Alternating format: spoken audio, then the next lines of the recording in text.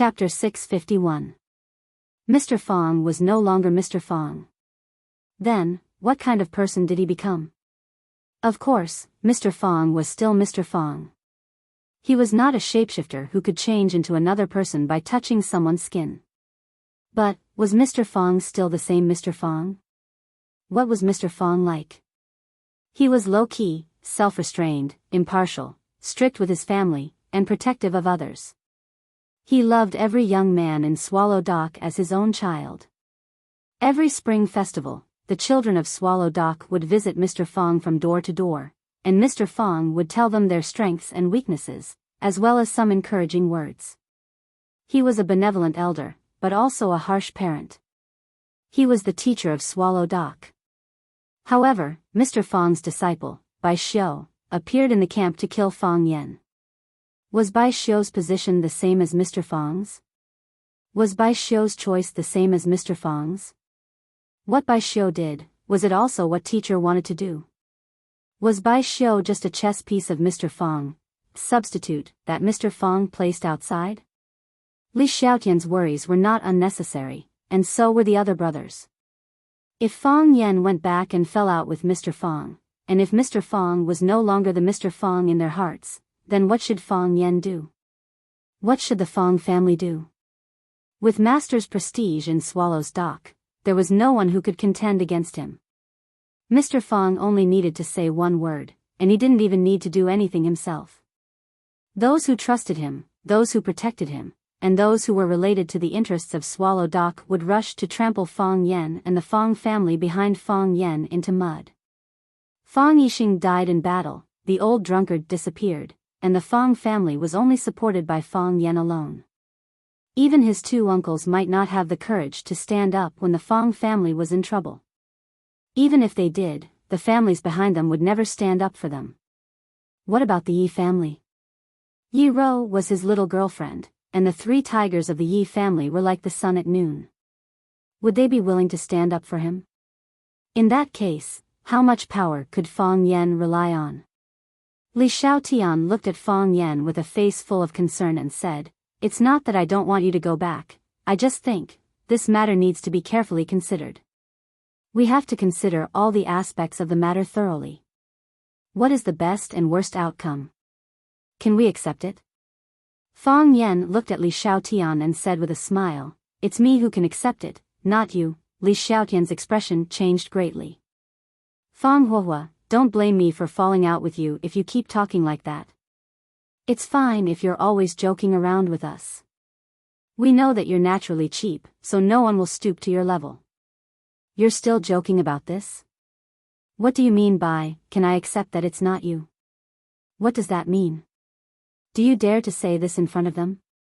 Let's see if the big guy will swing his arm and whip you." What's wrong? Now that he had become the boss of a small place like Flower City, he wanted to cut ties with his brothers. "Don't worry, we have food and drinks in Yanjing. We won't go to Flower City to suck up to you." Fong Yen knew that Li Xiaotian and the others had good intentions, and it was precisely because of this that he needed to push them to a safe area. Fong Yen looked at Li Xiaotian and said, "How long have we known each other?" Li Xiaotian thought for a while and said with a straight face, "I don't know. We've known each other since we were kids, yeah. When I met you, you were still naked. You make it sound like you've never worn diapers." Li Xiaotian blushed and said embarrassedly, "I've never worn diapers. You know, the old drunkard is a respectable person. He thinks it's very undignified for a man to always dangle his penis outside. Does it count if you bathe in the river naked? Does it count if you go up to the tree to dig for bird eggs and get your pants torn by the thorns? Have you ever been naked? Have you never walked your bird?" Fong Yen smiled and said, "Look, I've seen your bird, and you've seen my naked butt. We're really honest with each other now. I understand what you guys are thinking, and I appreciate your kindness. However, this is my problem, and also my family's problem. Only I can bear the responsibility."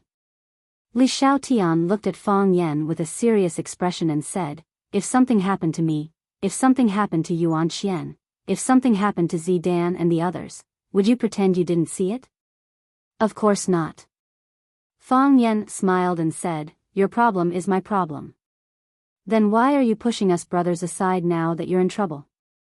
"Because it's dangerous," Fang Yan said with a serious expression. "Xiao Tian, you said it yourself. What if master is not master?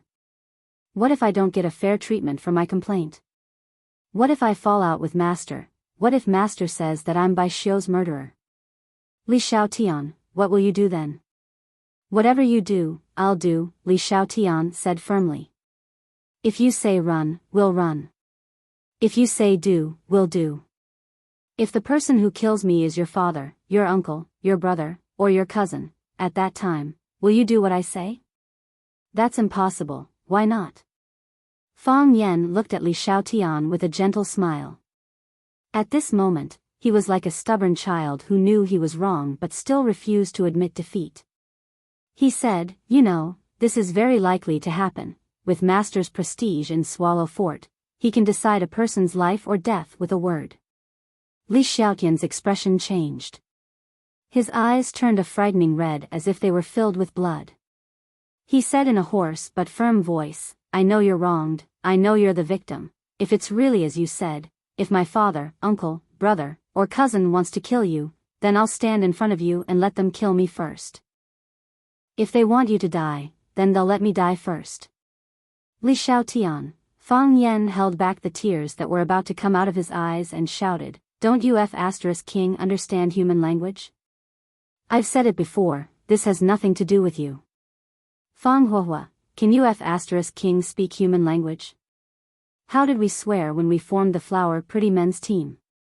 Brothers should eat meat and drink water, use scales to divide gold and silver, and share weal and woe together. When we're in trouble, you're willing to stand up for us. When you're in trouble, you want us to be cowards. Are you scolding us or yourself?" Li Xiaotian's emotions became even more intense.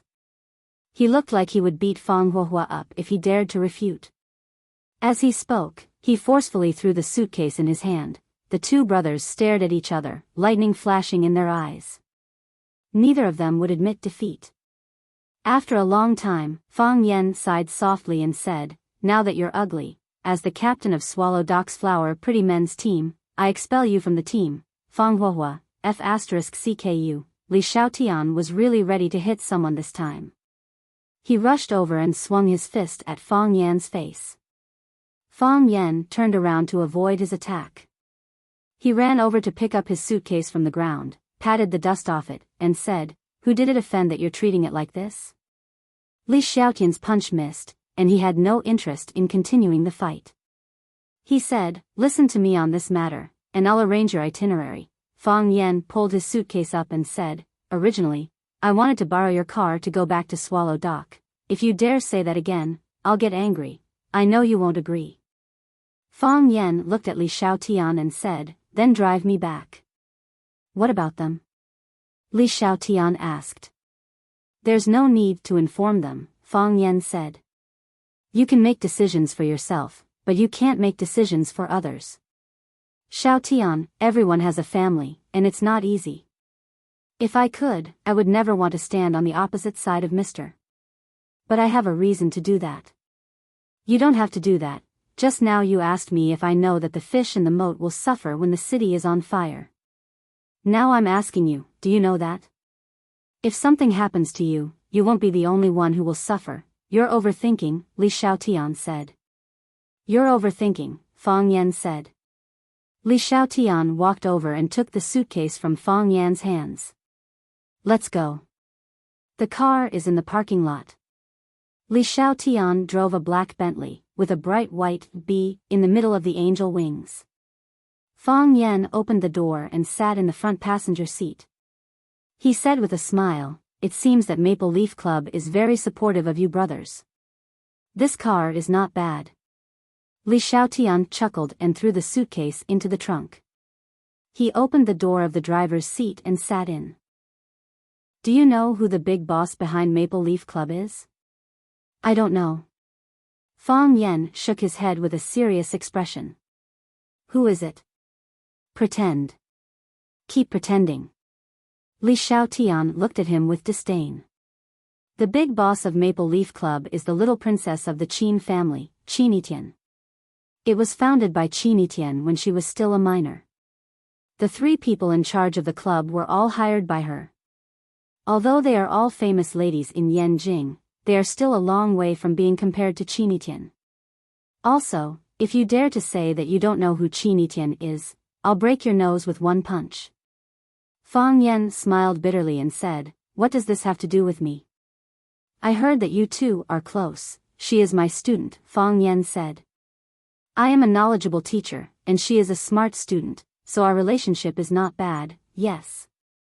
"So good that the smart student is going to take the bullet for the knowledgeable teacher?" Li Xiaotian said with a smile. Fang Yan looked at Li Xiaotian in surprise and asked in a low voice, "How did you know about this?" "Someone deliberately spread the news." Li Xiaotian's smile faded and he said, "Now many people in Yanjing are talking about this matter. Qinitian is facing great pressure, and some worse rumors." "What?" Fang Yan asked with an embarrassed expression. "Some people say she is a mistress." Crack! The black disc that Fang Yan was about to put into the car stereo was crushed by him. Chapter 652. Of course, Qinitian was under pressure.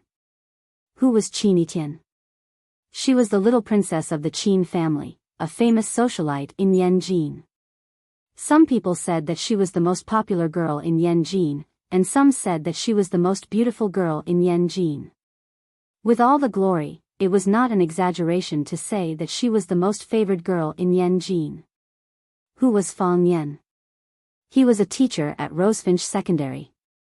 No, he was a security guard now. He was a shareholder of Chaoyan Technology, a shareholder of Longtu Group, and a rising star in Huaqing.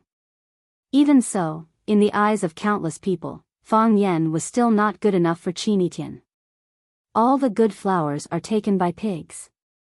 A flower stuck in cow dung. A fairy married to a cowherd. When Qinitian was still a student, he was willing to take a bullet for his teacher. If that was the case, what was the relationship between Qinitian and Fang Yan? Fang Yan. This was the most dazzling name in Yanjing recently, and also the name that was cursed the most. The reason why a goddess was that she should be high up and respected by everyone. If someone tried to pull the goddess down from her pedestal, they would naturally be cursed and attacked by countless people. Qinitian was a mistress? This news made Fang Yan angry. After he broke Li Xiaotian's disc, the anger in his heart dissipated, and his emotions gradually calmed down. Qinitian took a bullet for Fang Yan. This incident happened in Huaqing. Moreover, after Qinitian was in trouble, the Qin family immediately sent someone to pick her up. She disappeared for a long time, and because of that incident, she even left her identity as a student and never returned to Rosefinch Secondary. That was an attack, and very few people knew about it. Other than himself and Qinitian, there were only the people from the Qin family. So, the question was, who was the one who leaked the news? What were they trying to achieve by doing this? There must be a reason behind this abnormality. Fang Yan had no choice but to investigate the truth. That's my limited edition Teresa Teng. Li Xiaotian's heart was about to break when he saw Fang Yan break his precious disc. But when he thought of how bad Fang Yan's mood was, he comforted him and said, "Forget it. Anyway, I've heard it countless times, so I'll just treat it as its fate." Fang Yan looked at Li Xiaotian and asked, "When did these rumors start?" "A week ago," Li Xiaotian said. "I've heard about your close relationship with Qinitian a long time ago, but I thought it was a rumor deliberately spread by someone. How good could the relationship between a teacher and a student be?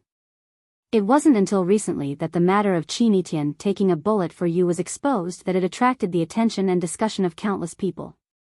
At that time, I even called Wan Xian and praised you for secretly seducing the little princess of the Qin family. If you could marry her, we wouldn't have to worry about food and clothing for the rest of our lives. Then, someone said that you already had a girlfriend and that Qinitian was the mistress, and the direction of public opinion began to change. That's when I realized that things weren't so right. Then why didn't you tell me?" Fang Yan said angrily. You guys were all waiting in Yanjing. Didn't anyone call me or send me a message? Didn't you encounter that incident just now? I know you have a lot of things to do in Huacheng, so I didn't want to bother you with these groundless rumors. I talked to Luo Mingan of the Maple Leaf Society about this, and she also said that they would take care of it. She told us not to let this trouble you. She also said that this was Miss Qin's idea. Etienne, Fang Yan sighed softly and said, she's too independent. She always thinks that she can solve everything by herself. It's the reputation of being a mistress, it's a little too vicious for a woman, Li Xiaotian said with an unfriendly expression. These people are really vicious. Miss Qin is smart, capable, talented, and very kind. Those who have interacted with her all think that she's a very easy girl to get along with. They can't attack Miss Qin's talent, so they can only attack Miss Qin's character. Lowly and despicable means. Fang Yan shook his head, and said coldly, they're not only attacking Yi Tian, they're also attacking the Qin clan. Yi Tian is the most eye-catching member of the Qin clan these past few years. If her reputation is damaged, the Qin clan will lose face as well. That's strange. In Yanjing City, who would dare to pull the whiskers of the Qin family? I don't dare to say about other places, but Yanjing City is full of hidden dragons and crouching tigers. There are countless powerful people. It's normal for someone to stand up and give the Qin family a hard time. You have a target in mind? I only have a few suspects. Fang Yan said, no matter what their purpose is, it's still something that makes people unhappy. Put it aside for now. You have more important things to do now, Li Xiaotian said as he skillfully drove the car through the traffic. There's no such thing as an impenetrable wall in the world. Those people will eventually jump out on their own. That's the only thing we can do now, Fang Yan said. If there's any news in Yanjing in the future, inform me immediately. Miss Qin told us not to bother you with this kind of thing, but you're telling us to inform her. Who are we listening to? Nonsense. Fang Yan said angrily, who's your brother? But our company is completely protected by the Maple Leaf Club. If I offend Miss Qin, don't you have any pride as a man? Relying on a woman to live off a woman, how could you do such a thing? Li Xiaotian was amused by Fang Yan and said, there are 6 billion people in the world. If any one of these 6 billion people said this to me, I wouldn't feel uncomfortable at all. Why do I feel that it's so funny when you say this to me? Who's managing Chaoyan technology for you? Without Lu Chaoga helping you do so many things behind the scenes, helping you bring Chaoyan technology to the scale and achievements it has today, would you be so successful in Huacheng? Would Lanshan Valley and Lu Shu, the money-minded guys, be willing to cooperate with you? Would they be willing to listen to young Master Fang's orders and follow your lead? If there's a ranking, all the men in the world added together wouldn't be as happy as you are to live off a woman, right? You're definitely the king of living off a woman. I've also sacrificed a lot, Fang Yan said. Sacrificed what? My body? Li Xiaotian sneered. The 3 years that Chao Yan has developed the fastest were the 3 years when you were mourning at Swallow Dock. Li Xiaotian realized that he had touched on Fang Yan's taboo, so he quickly changed the topic and said, let's go back to Swallow Dock along the original route. It's okay. Fang Yan understood Li Xiaotian's intention and said, I don't know what happened, but when my sword pierced through Bai Xiu's body, the boulder I was carrying on my back suddenly collapsed, and the hatred in my heart also disappeared. I won't be unable to sleep at night anymore, and I won't be unable to eat without tasting food anymore. I've lived with hatred for too long, and now I've let go of the burden. Li Xiaotian sighed in relief and said, that's good. You don't know that you were a monster in the past. We had to be careful when we talked to you, afraid that we might step on one of your nerves again. Fang Yan smiled but did not say anything. Bai Xiu was dead, so would the hatred of his father's murder be over? Mister, what kind of attitude would you take? How are you going to explain the fact that your disciple is a murderer? The car drove out of the airport highway, and then went along the gravel road that Fang Yan often used to go back to the village. That was the only road from Swallow Dock to downtown Yanjin. Qinya of the army once stopped on this road and used his feet to step on the black soil in the rape fields. Fang Yixing used to fight with people on this road, and in the end, his blood stained the ground and became a handful of soil in Swallow Dock. There were also many people that Fang Yan knew, and people that he didn't know. There were people that Fang Yan cared about, but there were even more people that he didn't care about. They either walked out to a new beginning, or walked back to the road back home. Looking at the scenery on the side of the road, he thought of countless things of the past. He thought of his father. He simply thought of him as a son. If he was still alive, if he knew that he was going home, would he pretend that he didn't mean to go to the door and look around? Would he have urged his mother again and again to call the little bastard and ask him where he had gone? Unfortunately, he was no longer here.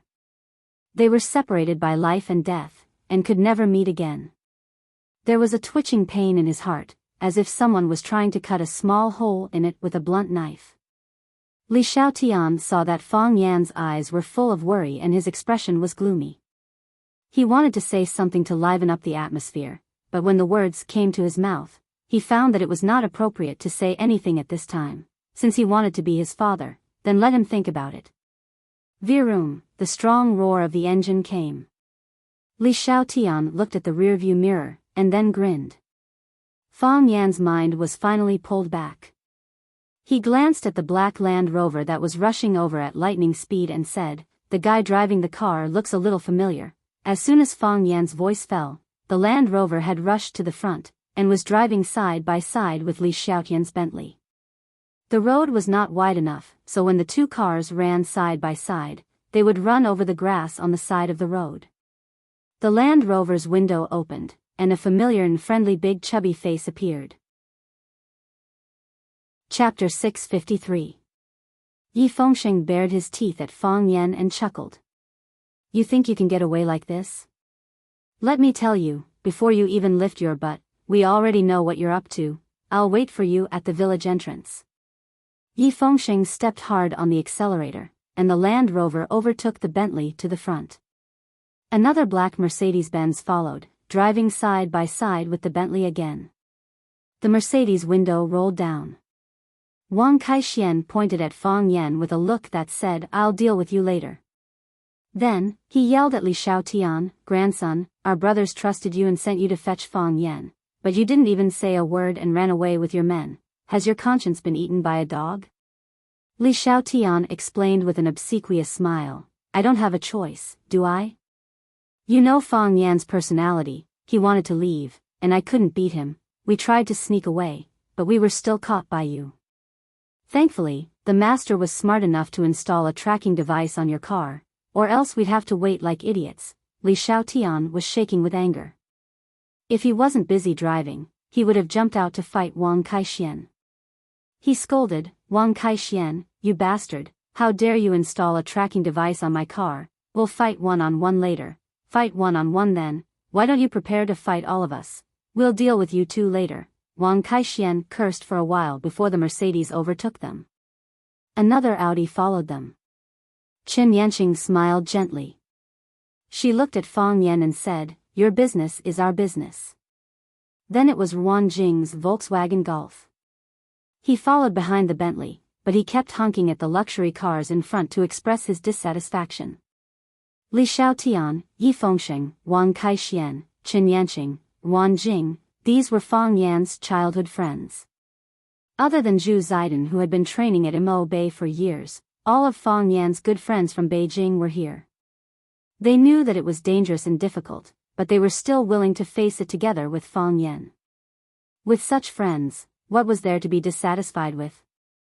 Li Xiaotian cursed, "These bastards, do they have any respect for the law? How dare they install a tracking device on my car? Luckily I went to pick someone up. If I went to find a girl, they would know my whereabouts." "You really didn't tell them?" Fang Yan asked in disbelief. He didn't believe there was a tracking device. Li Xiaotian must have sent them a message when he was not paying attention. "Why would I do such a thing?" Li Xiaotian said. "I was wondering how they managed to catch up with us so quickly." Fang Yan stared at Li Xiaotian with a burning gaze and reached out to touch his neck. "What?" Li Xiaotian reached out to block. Fang Yan grabbed his wrist, causing the arm that he was blocking to temporarily lose the ability to move. Then, she reached under his collar and took out a small black bug. What's going on? Fang Yan let go of Li Xiaotian's arm and placed the listening device in front of Li Xiaotian. What is this? I don't know, it must be that bastard Wang Kaixian. He took advantage of me being unguarded and put this thing under my collar. Seeing that Fang Yan was still staring at him mockingly, Li Xiaotian knew that he could not hide it anymore. He had to confess to Fang Yan and said, actually, after we knew that you were coming back, we gathered for a small meeting. Everyone wanted to intercept you and at least keep calm before going to negotiate with Sir. We all think you're not calm enough right now. Or we could all pretend that it never happened, and that the gentleman wouldn't ask, and we wouldn't say anything, we wouldn't lose anything anyway. Wasn't Bai Xiao, that poser, stabbed to death by your sword? And then? Then, we think you'll definitely do what you've decided, and we might not be able to stop you. Besides, we know that you don't want us to get involved. Look, we know you so well. Although you're usually quite annoying, you've never been careless when it comes to these things. So, they came up with this idea. They sent me here to pick someone up and install the bug on me. The bug is connected to the equipment on them, so they can hear everything we say. If I can stop you, we'll all eat and drink tonight, and never mention anything about going back to negotiate with Sir. If we can't, we'll all go back with you to seek justice from Sir. Have you thought about the consequences? Fang Yan sighed softly. We've thought about it, Li Xiaotian said seriously. We've thought about it for a few days. Fang Yan, don't try to persuade us anymore. It'll be meaningless and seem distant. Fang Yan thought for a long time and said, I owe you this time. Damn, do we really need to talk about this between brothers? Zzzt, the bug in Fang Yan's hand made a noise. Li Xiaotian smiled and said, press that red, it can connect to my car's Bluetooth. You can hear what they're saying. As Fang Yan pressed the red, the simple-minded Yi Fengsheng's voice was heard. Brothers, we need to keep our mouths shut. Don't let Fang Yan know that we've already planned this. That's right, that's why. We need to beat Li Xiaotian up, and we can't hold back. Wang Kaixian shouted. Wang Kaixian, Li Xiaotian gritted his teeth and shouted, I've already told Fang Yan everything, just wait for your deaths. The radio channel went silent. Did Fang Yan hear us? Yi Fengsheng asked in a timid voice. I heard you, Fang Yan said with a smile. Li Xiaotian, you traitor. Everyone began to curse Li Xiaotian, blaming him for selling them out without even saying a word. A row of 6 cars was driving on the road from Yanjing to Swallow Dock, chasing each other and trying to overtake each other. The national highway leading to Swallow Dock was rarely so busy. The appearance of these young people immediately woke up the ancient and quiet village with a long history. Swallow Dock, the swallows have returned. Fang Hui was in a bad mood recently, because his King Kong eagle didn't argue with him anymore. In the past, whenever he said something, the Vajra eagle would quarrel with him. Both sides would quarrel back and forth. But now, the King Kong eagle didn't argue with him or even talk to him. The King Kong eagle didn't say anything, and neither did Fang Hui. The King Kong eagle stood on its stand and stared at Fang Hui. Fang Hui sat in his wheelchair and stared back at the King Kong eagle. One big and one small, one man and one animal silently staring at each other. The scene was strange and unsettling. Not only Lu Wan, but Fang Yan's aunt's families were also worried. For the past 3 years, the white-haired man had sent off his black-haired friend. Although the old man had never said a harsh word or shed a single tear, after the funeral, he had indeed lost a lot of weight. Even his trademark hearty laughter had disappeared. Lu Wan came over with a bowl of ginseng soup. She put it on the table in front of Fang Hui and said with a smile, Dad, have a bowl of soup. You didn't eat much at noon. Have a bowl of soup first and dinner will be ready soon. I asked them to make your favorite corn paste and sorghum cake.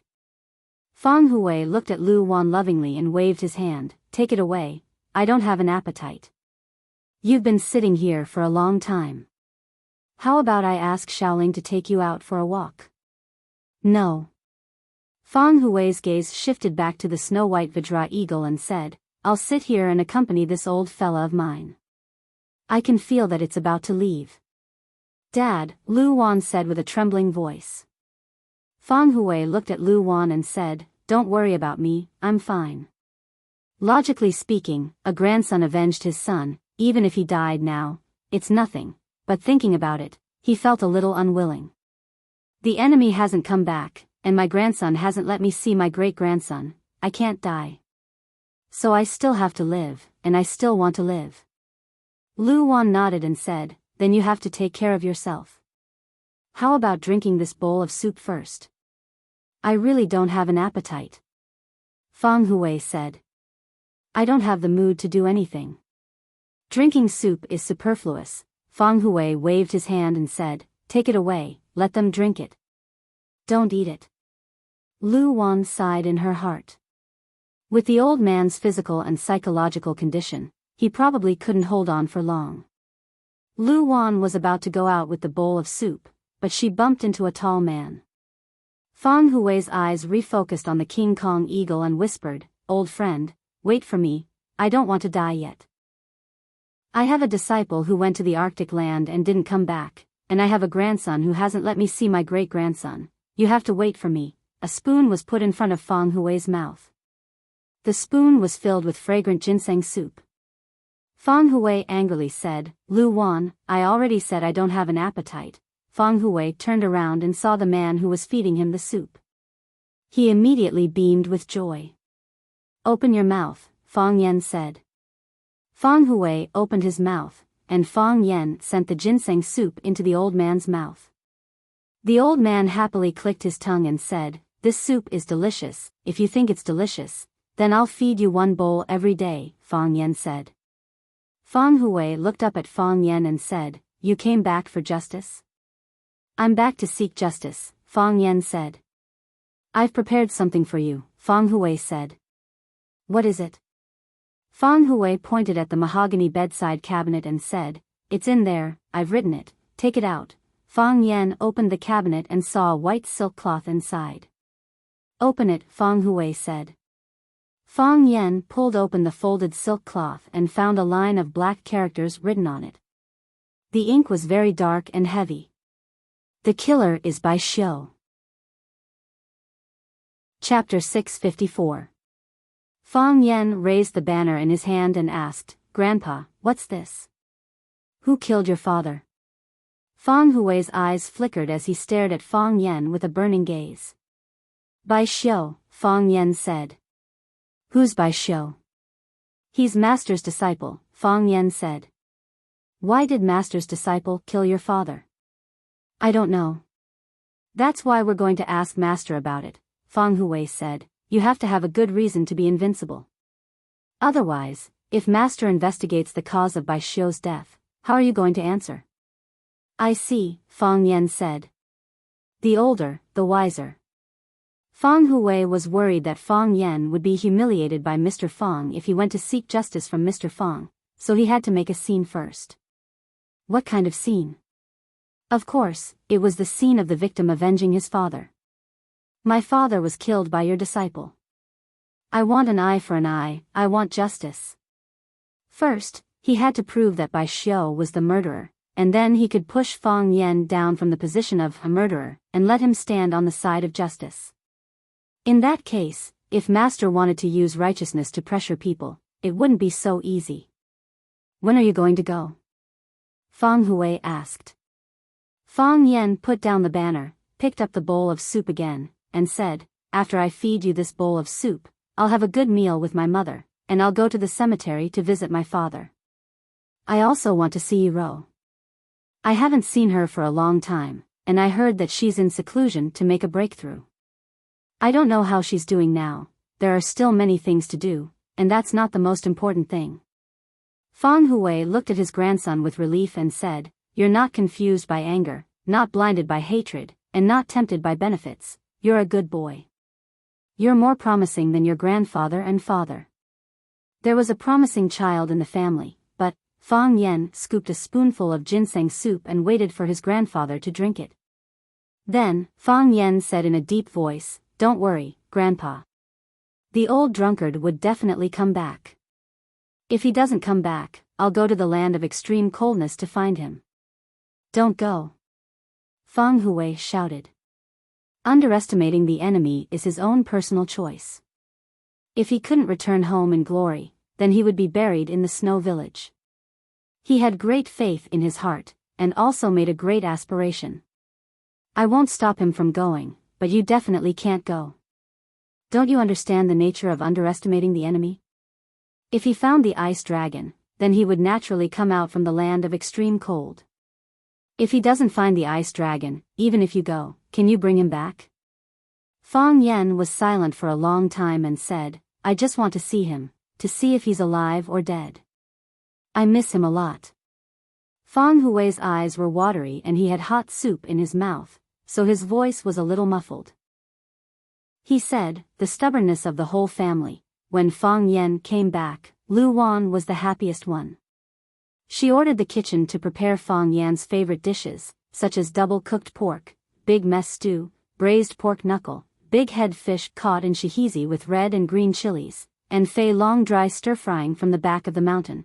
All parents in the world hoped that their children had an iron stomach, so that they could eat all the food they prepared. Fang Yen wanted to visit his father. He had been away from Swallow Dock for a few months, and he hadn't seen his father for a few months. Lu Wan carried a small basket and held Fang Yan's hand, walking to the cemetery in the back of the mountain. Since Fang Yen grew up, Lu Wan had never held her son's hand no matter where she went, like when he was a child. Since Fang Yixing died in the battle, Lu Wan liked to hold her son's hand wherever she went. Subconsciously, he was the only support in her heart. As long as one was a villager of Swallow Dock, he could choose a tomb in the back of Swallow Dock. On the steep hillside, Fang Yen held Lu Wan's hand and climbed up carefully. Along the way, they passed by countless tombs of the villagers of Swallow Dock. There were long-lived elders who died of old age, and there were young and strong heroes who sacrificed their lives for the country and died in a foreign land. The old drunkard Imo Qingdi gave his tomb to the Qianye military department, and the Qianye military department won the respect of all the people of Swallow Dock. Therefore, the Qianye military department was the only foreign owner of this cemetery. The tombstone of the Qianye military department was clean, without weeds or thorns. There were fruit and wine glasses on the incense table in front of the tombstone. The people of Swallow Dock were hospitable. They would not neglect this foreigner. When they came to visit their relatives, they would always bring him a few fruits or a glass of wine. Fang Yen stopped in front of the tombstone of the Qianye military department and took out the incense paper money from the small basket carried by his mother. "I don't know if the paper money in the human world will become real money in the underworld. If it can really be exchanged for the same value, you can send me a dream. I will burn a lot of money for you here, and let you have a good life in the underworld. If you feel guilty, find a way to ask me about some lottery tickets or stocks that will rise to the upper limit.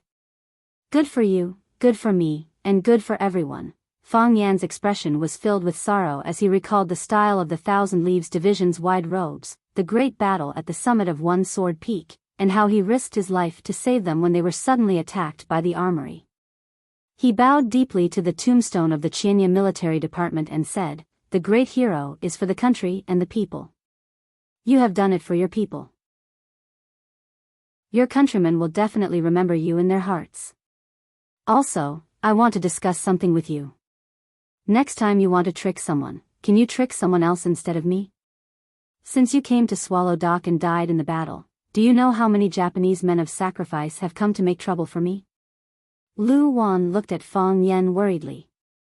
Fang Yen smiled at her and whispered in her ear, "I lied to him so that he will feel guilty about me and give me some compensation." "You child," Lu Wan said reproachfully. She put her hands together and murmured to the tombstone of the Qianye military department. Without guessing, Fang Yen knew that his mother was saying that children's words carried no harm, asking the Qianye military department not to stoop to the same level as Fang Yen and bless him to be healthy and so on. His mother would not allow any danger to fall on her child, even if he was facing a dead person. Walking forward and going up a slope, it was Fang Yixing's grave. This grave was personally chosen by the old man of the Lee family in the village after pushing the compass and pinching his fingers for a long time. It was said that it was the land of the dragon's eye. The dead were buried here, and the future generations were smart and open-minded. All kinds of vegetables and fruits were planted around the grave. Peppers and eggplants grew very well, and there were also a few pear trees and a persimmon tree. Fang Yixing liked to eat pears and persimmons when he was alive, so his mother Lu Wan deliberately planted some next to his grave. Lu Wan took out all the incense, candles and paper money in the basket and said to Fang Yan, "You stay here and talk with your father for a while. I'm going to pull the weeds in the vegetable field." Lu Wan went to do her own things. Fang Yan sat down in front of his father's grave. He used to sit like this for a whole day. Fang Yan lit the incense and burned the paper money. Looking at Fang Yixing's name above the grave, he said, "I know you want me to come and see you, but you don't want me to come and see you every day. For the past few years, you must have been very unhappy to stay by your side every day, right? You always said that men should be independent, men should be brave, men should be diligent, men should learn what they are good at, and men should be regarded as outstanding men. I used to think that you were very long-winded, and always felt that those things were too far away from me. Now I feel that what you said is quite reasonable, because I've already gotten those things you said. I came a little late, so you can't tell me who killed you. I don't know what you said to Bai Xiu, but I won't believe a word that Bai Xiu said to me. Of course, he said that he killed you. I believe that. I already knew that he wasn't a good person. How can a good person look like him?" Fang Yan unscrewed the wine bottle and took a big gulp, saying, "You don't like wine, so I won't pour this wine for you. When I was young, you didn't allow me to drink. When I got drunk with the old drunkard for the first time, you punished me to stand on a wooden stake for a whole day. Now that you're gone, I have the right not to give you wine. What should I say to you?" Fang Yan said with a smile, holding the wine bottle. "In the past, I was too embarrassed to talk in front of your grave. I felt that I was too ashamed to be your son. I learned martial arts for so many years, and I always wanted to save this and that, but I couldn't even save my own father. Do you know why I suddenly talk a lot today? You must have already known, whether you became a ghost or a god, your ability must be getting stronger and stronger. You know everything that happened outside clearly. You should have already known that I avenged you, right? I killed Bai Xiu." Fang Yan took another gulp of wine and said with a breath full of the smell of alcohol, "It wasn't easy. Bai Xiu was too treacherous. I didn't expect his swordsmanship to have reached such a shocking level. If I hadn't broken through at the last moment, I'm afraid I would have been cut in half by him. But in the end, I still defeated him." People used to say that Bai Xiu was the first among the younger generation in Swallow Fort, and I didn't bother to refute such a statement. The facts have proven everything, your son. I am the first among the younger generation in Swallow Fort. Fang Yan used his sleeves to wipe his teary eyes and said in a hoarse voice, "I used to think that people live for themselves. But now, I really hope that you are still alive, so that you can be proud of my achievements every time. You live, I live for you." Chapter 655. The thing we complain about the most is other people's children. At that time, we were young and willful. We felt that life was our own. We can live as we like, we can do as we like. We wanted to squander our youth, we wanted to sing to the wine, we wanted to get tattoos of our personalities, we wanted to wear weird earrings in our ears, drinking, fighting, playing games and going to bars. If we didn't do all these things, how could we tell others that we were young once? Fang Yan was also one of the millions of children. What they didn't know was that after parents had children, their lives were extended to their children. They cheered for the first sound you made, and they cried when they heard you say something unclear like, Alibaba, or Mama. They cared about your studies and valued your growth. Every achievement you made, they were happier than you. Every skill you acquired, they were prouder than you. Children were the greatest wealth of their parents. They were eager to let the whole world know, however, what they thought was in conflict with what their parents wanted. Their children thought, "Why should I live for you? Why should I win honor for you? Why should I satisfy your so-called self-esteem? Why should I let you have face in front of your friends and neighbors?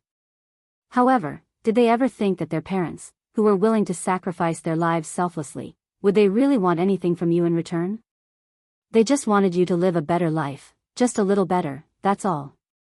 At that time, Fang Yan didn't understand this truth. He hated Fang Yixing's rigidity and liked the old drunkard's flexibility more. He rejected Fang Yixing's scolding and punishment and liked his mother's earnest teaching more. He felt that his father was too selfish. He didn't want to take on the responsibility of revitalizing the family, but he kept forcing himself to work harder and harder as he grew older and more experienced. As he missed his father more and more, Fang Yan gradually understood this truth. Parents were willing to sacrifice for you selflessly, so you have to take on the responsibility as a child.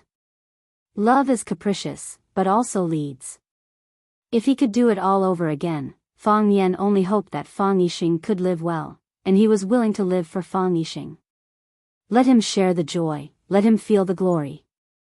So that he could point at himself in front of anyone and say, his name is Fang Yan, and he is my son. Unfortunately, it was too late for Fang Yan to realize this. By the time he learned how to be a good son, his father had already left. Fang Yan sat in front of Fang Yixing's tombstone, his body trembling as he whimpered. He did not want his mother, Lu Wan, to know how sad he was, so he covered his mouth to prevent himself from crying. However, what he didn't know was that Lu Wan, who was in the cluster of chili peppers, had already burst into tears and collapsed to the ground weakly. In the main hall of the Yi clan, all the important figures of the Yi clan were gathered. The eldest of the Yi clan's 3 tigers, Yi Daowen, sat in the middle of the hall, drinking tea. Although he looked indifferent, the frequency at which he drank was a bit too high. From this, it could be seen that he was very worried. The 3rd tiger, Yi Daoling, who held a high position in the political world and was known as the Minister of Economic Concealment, sat next to his eldest brother. He frowned slightly and didn't hide his displeasure on his face. His fingers kept shaking, as if he was playing an impassioned tune. The 2nd son, Yi Daoxian, had to carry out a secret mission in another place and couldn't be present. However, his wife, Li Shuhua, had been waiting by the Yi clan's ancestor for a long time, serving the old lady to eat some melon seeds and snacks. The younger generation of the Yi clan, Yi Fengsheng, Yi Daoling and the others didn't even dare to breathe loudly. They sat on small chairs like obedient children, not daring to make a sound. Eldest brother, aren't you a bit too anxious? Yi Daoling's tone was not without complaint. How old is Ting Nua? Does she need to break through now? How long has it been since she broke through last time? Is she ready? That's what I said, but I can't change what Ting Nua has decided. When she was young, she was too lenient. When she grew up, she became independent and didn't listen to anyone. Yi Daowen glanced in the direction of the ancestor and said, that one spoils Ting Nua too much. The 2 of them have decided the matter. What right do I have as a father to speak? You're not a member of this family? Don't you know the situation better than me? If you can't stop it, then don't stop it. This is not a small matter. If we go to the Mo Bay or even learn from the Fang clan to go to the extremely cold land, we can grit our teeth and accept it. But to run to do such a dangerous thing, what were we doing when Ting Nua was so old? I remember that at that time, I had just practiced the white tiger fist. When I saw my fist had the power of a fierce tiger coming down the mountain, I was so excited. I felt that I was a genius. After seeking the Tao, I continued to ask questions. At such a young age, I was forced to understand some principles. Now I want to covet the heavenly Tao. Is it so easy to reach the heavenly Tao? Practicing martial arts and seeking the Tao can't be rushed. What if the heavenly Tao backfires? Yi Daoling, shut your crow's mouth. The ancestor scolded Yi Daoling rudely in front of many juniors and said, do you have the steadiness of an elder? The child hasn't even come out yet, and you're already cursing her from the side? Yi Daoling's face was full of grievance and said, Ancestor, how am I cursing Ting Nua? Is there such an uncle? I just feel that Ting Nua is too anxious. You say, a girl, why does she practice martial arts so well? Even if she wants to practice martial arts well, it's fine. She can do it slowly. No one is competing with her. Besides, even if someone wants to participate, no one is her opponent, right? Who in the younger generation in Inner Jianghu can compete with her? It's us of the older generation. Anyway, I'm far inferior to Ting Nua. Even if Big Brother is much stronger than me, he's not as good as Ting Nua, right? You are now in the early stage of Dao seeking? Middle stage? Do you have the guts to go to the heavenly Dao? What about Fang Yen? Being despised by his own younger brother, Yi Daoling said with an unhappy expression, I heard that he broke through again in Huacheng. A few days ago, the old master of Zhang family was still talking about the light of Tai Chi, saying that he is a rare Tai Chi genius. The people of Taoism also attach great importance to this matter. Didn't the old master of Tianji Temple go to the Fang family's old house to visit old master Fang? We don't know what they said, but at least it proves that Taoism attaches great importance to this matter, right? You mean, Ting Nua wanted to force her way through because of the pressure from Fang Yen? Yi Daoling asked with a surprised expression. Ting Nua is not such a person. Of course, Ting Nua is not such a person. Yi Daoling said. He still had some understanding of his daughter. Ting Nua won't compete with others. Then she still wants to force her way through? She just doesn't like others to be stronger than her. Yi Daoling said with some embarrassment. In her opinion, it's natural that she is stronger than others. If others are stronger than her, then she hasn't worked hard enough. Yi Daoling sighed softly and said, I hope everything goes smoothly. I still feel that all of you are too careless. Yi Daoling said softly, the Yi family is now like the sun at high noon.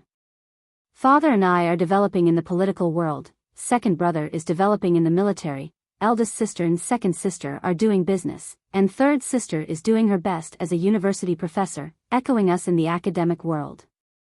These aren't our greatest trump cards. What's our greatest trump card? It's Yi Gentle. It's the possibility of our Yi family producing a heavenly Dao realm expert. Ting Nua's reputation is out there. Even the leader behind the red wall has mentioned her to me more than once.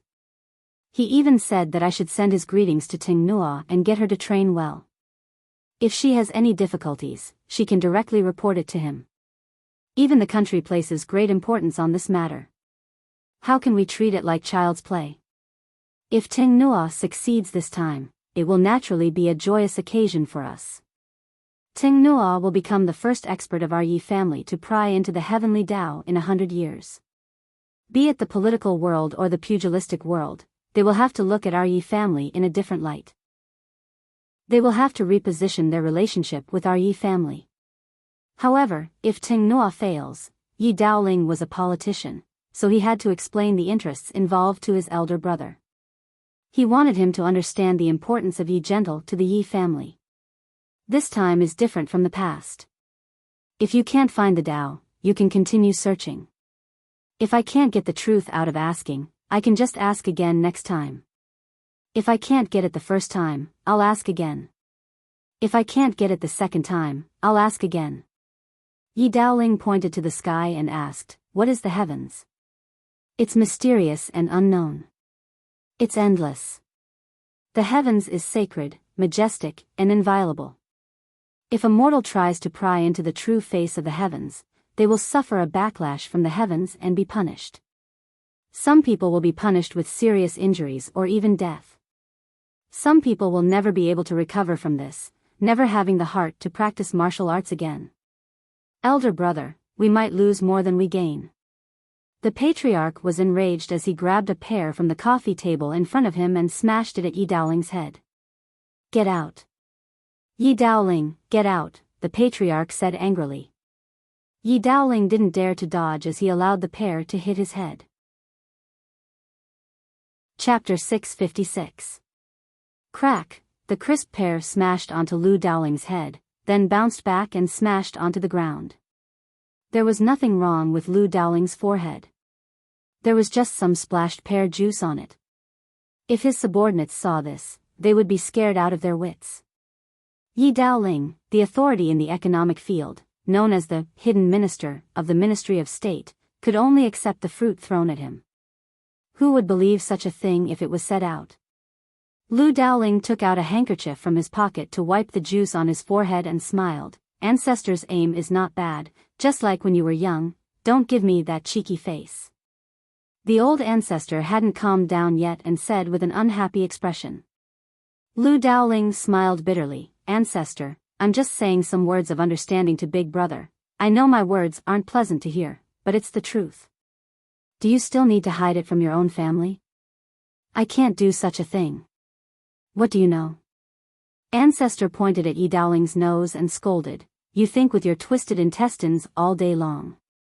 You can look down on people just because you read a few more books and learned a few more words? You're the smartest in the world. Why don't you look at yourself in the mirror and see if you still look like a man of Swallow Dock? You talk about benefits and relationships all day long, full of schemes and schemes. You're an unfashionable politician. Why can't gentleness ascend to heaven? If she wants to ascend, she will ascend. This is the good daughter of Swallow Dock. Why is Mo Chingdi the only one from Swallow Dock who can pry into heaven? That's because Mo Chingdi isn't afraid of anything and doesn't care about benefits or disadvantages. When he was young, what didn't he dare to do? When he was young, who dared to provoke the Fong family? When he was young, he suppressed you bastards so much that you couldn't even lift your heads and breathe heavily. I don't think gentleness is wrong. Get what you want, fight for what you want, even you know that you have to pass the heavenly barrier. Of course, the heavenly barrier has to be passed. You're so worried about this and afraid of that, cowering all day long, and you still want to pry into heaven? If I were God, would use lightning to strike you. No wonder Mo Chingdi only has a good relationship with Wen Yuan. He doesn't care about cowards like you at all. It would be best if my gentleness succeeds, but it's not a big deal if I fail. I'm just a woman, and I don't know any big principles. But in my opinion, the heavenly Tao is the human Tao. Humanity was about doing what one wanted to do. She is injured and crippled. Our Yi family will provide for her for the rest of her life. If she dies, our Yi family will also pinch our noses and accept it. Who can live forever? After listening to the elder ancestor's words, everyone present, regardless of age or gender, was moved. Yi Daoling's youngest daughter, Yi Zi, reached out to massage the old ancestor's shoulders and said, Old ancestor, don't be angry with my dad. He's also worried about my sister. Humph. If he was really worried, I wouldn't have said these things. Even at this time, he still has other thoughts. He deserves to be scolded. Yi Daoling's face was red, and he explained awkwardly to the old ancestor, Old ancestor, if I'm wholeheartedly doing this for my own benefit, I should encourage gentleness to challenge the heavenly axiom. How can I say that she's too anxious? I'm purely worried about her safety. You're right, I'm a mediocre politician now. I can't help it. It's said that our Yi family is prosperous, but most people are either seeking immortality or seeking the Tao. Each of them is a reclusive master, and each of them is untainted by dust. Our Yi family wants to live, and we want to live well. There has to be a few people who jump out to do those dirty things, right? Guanyin Bodhisattva still needs a group of ordinary people to worship her. Old ancestor, don't you think this makes sense? Yi family wants to rise, Yi family wants to develop, these are all correct. But don't forget what our duty and foundation is. Don't forget what the name of the land under your feet is. This is Swallow's Dock, remember this name. The old ancestor pointed at Yi Daoling and said, Little Ling, you forget the fastest. You are still far from being gentle. You're a loser. After the great ancestor finished speaking, he turned around with some uncertainty and asked, Yezi, is that what he said? Yezi's face turned red. He didn't dare to look at his father's eyes that were about to spit fire. He nodded and said, Old ancestor is right, too right. Everyone in the room looked like they wanted to laugh but didn't dare to. Everyone was having a hard time holding back their laughter. Lu Daoling got up angrily and said, I'm going out for a smoke. As soon as Lu Daoling stepped out of the hall, He heard the laughter of everyone behind him. After getting busy, even eating at the same table with his family became a blissful moment. Lu Wan first scooped soup for Fang Hui, then put some food for Fang Yen. She didn't touch her chopsticks, but she kept urging the old and the young to drink more soup and eat more food. Fang Hui looked at Fang Yen eagerly and said, "It's rare for Fang Yen to come back. Let's have a small reunion. Open the bottle of Mao Tai in my room. It's a happy day, everyone drink some." Lu Wan was the first to object. She said, "Dad, you're not in good health. The doctor also advised you not to drink. You should drink more soup." Fang Hui's mental state was really worrying recently. Lu Wan didn't dare to let anything happen to him. Fang Yen also followed and said, "My mom is right. Grandpa, you should drink the soup." Fang Yen ran to Fang Hui's room and took out a bottle of old Mao Tai. After he unscrewed the cap, the whole room was filled with the aroma of wine. "Good wine," Fang Yen praised. He poured half a cup for his mother and a full cup for himself. He said, "Today is a happy day. We should drink some wine. Come, let's have a toast." Then he said to Fang Hui, "Grandpa can't drink. Let's use soup as a substitute." Fang Yen raised his cup and clinked it with his mother's. They both took a sip. "Pa." Fang Hui slammed the bowl of soup on the table and said angrily, "This meal is tasteless. I'm not eating anymore." After that, he was about to push the wheelchair away from the table. "I'll give you one spoonful," Fang Yen shouted. Fang Hui stopped pushing the wheelchair and said, "One tael. Only one spoonful. Half a tael. Only one spoonful. 2 spoonfuls. Only one spoonful. If you don't want it, then forget it." Fang Yen put on an uncompromising posture. Fang Hui hesitated for a long time and said, "1 spoonful then." So, Fang Yen poured a spoonful of Mao Tai into the spoon and carefully put it into Fang Hui's mouth. Fang Hui savored it with an intoxicated expression. He smiled happily and said, "Really good wine." Fang Yen and Lu Wan glanced at each other and laughed as well. Lu Wan whispered to Fang Yen, "Your grandpa will only be so happy when you come back." Fang Yen held his mother's hand tightly and said, "I won't leave this time. Even if I have to leave, I'll take you with me." Lu Wan shook her head and said, "Don't mention this to your grandfather. This is what he doesn't want to see the most. He doesn't need you to accompany him. He wants you to soar in the sky like an eagle. Do what you want to do. He won't hold you back, and he won't leave Swallow Dock. I won't either. I'll stay here and look after the house for you. I'll take care of your grandpa and stay with your father." Fang Yen sighed inwardly and said to Lu Wan with a smile, "Granny has been urging me to get married. She called me and talked about it. What's going on between you and Chaoga? And Teng, how are things going between you two? I heard that Ting Wan has been cultivating in seclusion. I haven't seen her for a while." Fang Yen said with a smile, "I'm waiting for her to come out as well." After eating and drinking to their heart's content, Fang Yen sat in the courtyard with Grandpa Luo and chatted with him. Fang Yingying and Fang Haohan had been left in watching by Fang Yen. Without them, the house was a lot more deserted.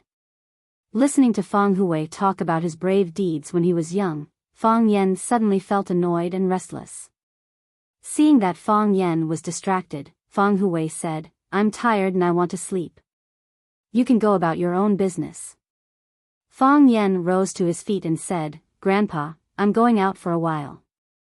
"Go ahead."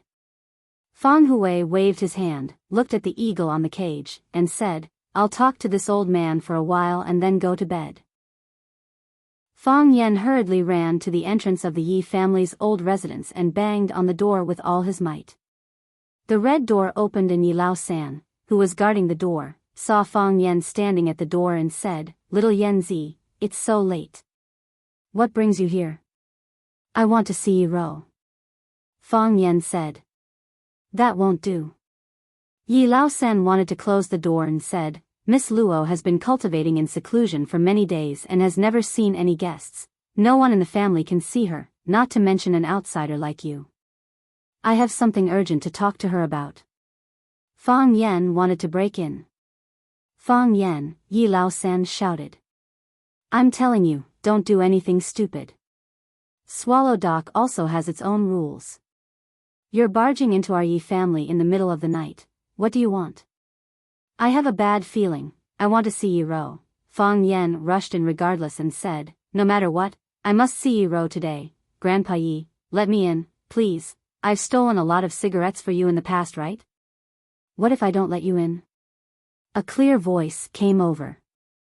Fang Yan looked into the house and saw Yi Daoling in a white tang suit standing in the yard and staring at him coldly. Chapter 657. What if I don't let you in? Yi Daoling was wearing a white tang suit. The front of the suit was drenched. His short hair was messy and his face was flushed. There were still beads of sweat on his forehead. It wasn't hard to guess what he was doing. The Yi family loved martial arts.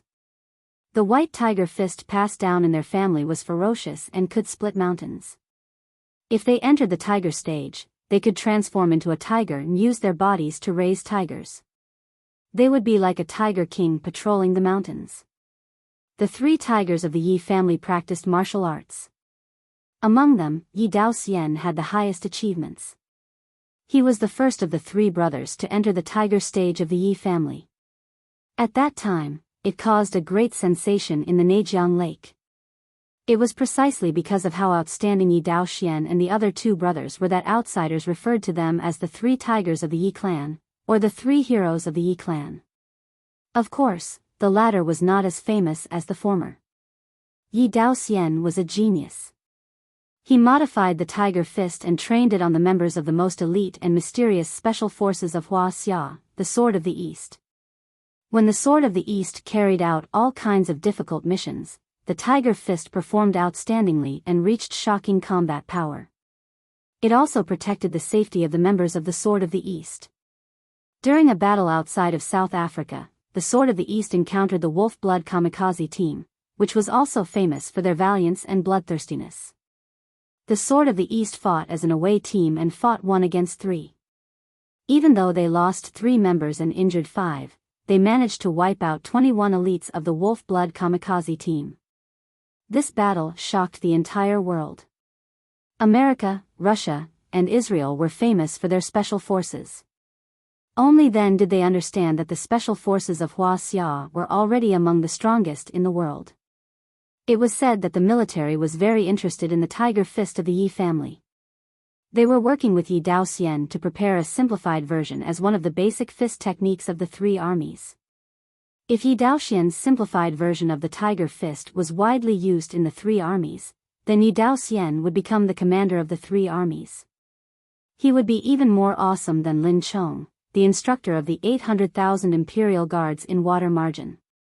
The Yi family would become the top noble family in Yanjing and even the whole of Hua Xia. This was also the reason why Yi Daoxian had been appearing and disappearing unpredictably for the past few years, almost never returning to his home at Swallow Dock. He knew what this success meant to him and the Yi family. Yi Daowen's personality was honest and sincere. He guarded the old residents at Swallow Dock and took care of the young and old of the Yi family. He was equivalent to the Yi family's great patriarch. He wholeheartedly pursued martial arts. Although his aptitude was slightly weak, he had achieved good results after many years of hard work. Yi Daoling was passionate about politics and was inevitably distracted. Therefore, his martial arts realm was naturally a level lower than the other 2 brothers. The old drunkard had once commented on the warriors of Swallow's Dock and said, "The Yi clan's fierce tiger fist is number 1 in terms of biting cold and murderous Daoxian. In terms of nimbleness and versatility, Dao Ling is number 1. In terms of thick and heavy, Yi Daowen is number 1. Dao Xian and Dao Ling win in the front, and Dao Wen wins in the back." The key was whether Yi Daowen could break through the threshold before him. Even the weakest of the 3 brothers, Yi Daoling, had long entered the middle stage of the tiger realm of the fierce tiger fist. If he had enough time and could practice every day, it would be easy for him to break through again. But now, such a powerful person was blocking the door of the Yi family's old residence and said, "What if I don't let you in? Isn't this bullying?"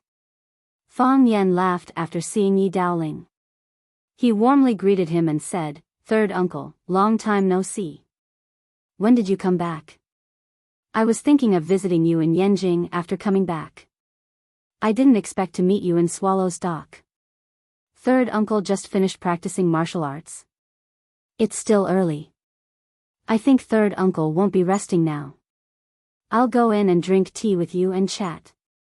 When Fang Yan spoke, he was about to pass by the gatekeeper, Yi Lao-san. Yi Lao-san reached out to stop him and happened to block Fang Yan's body.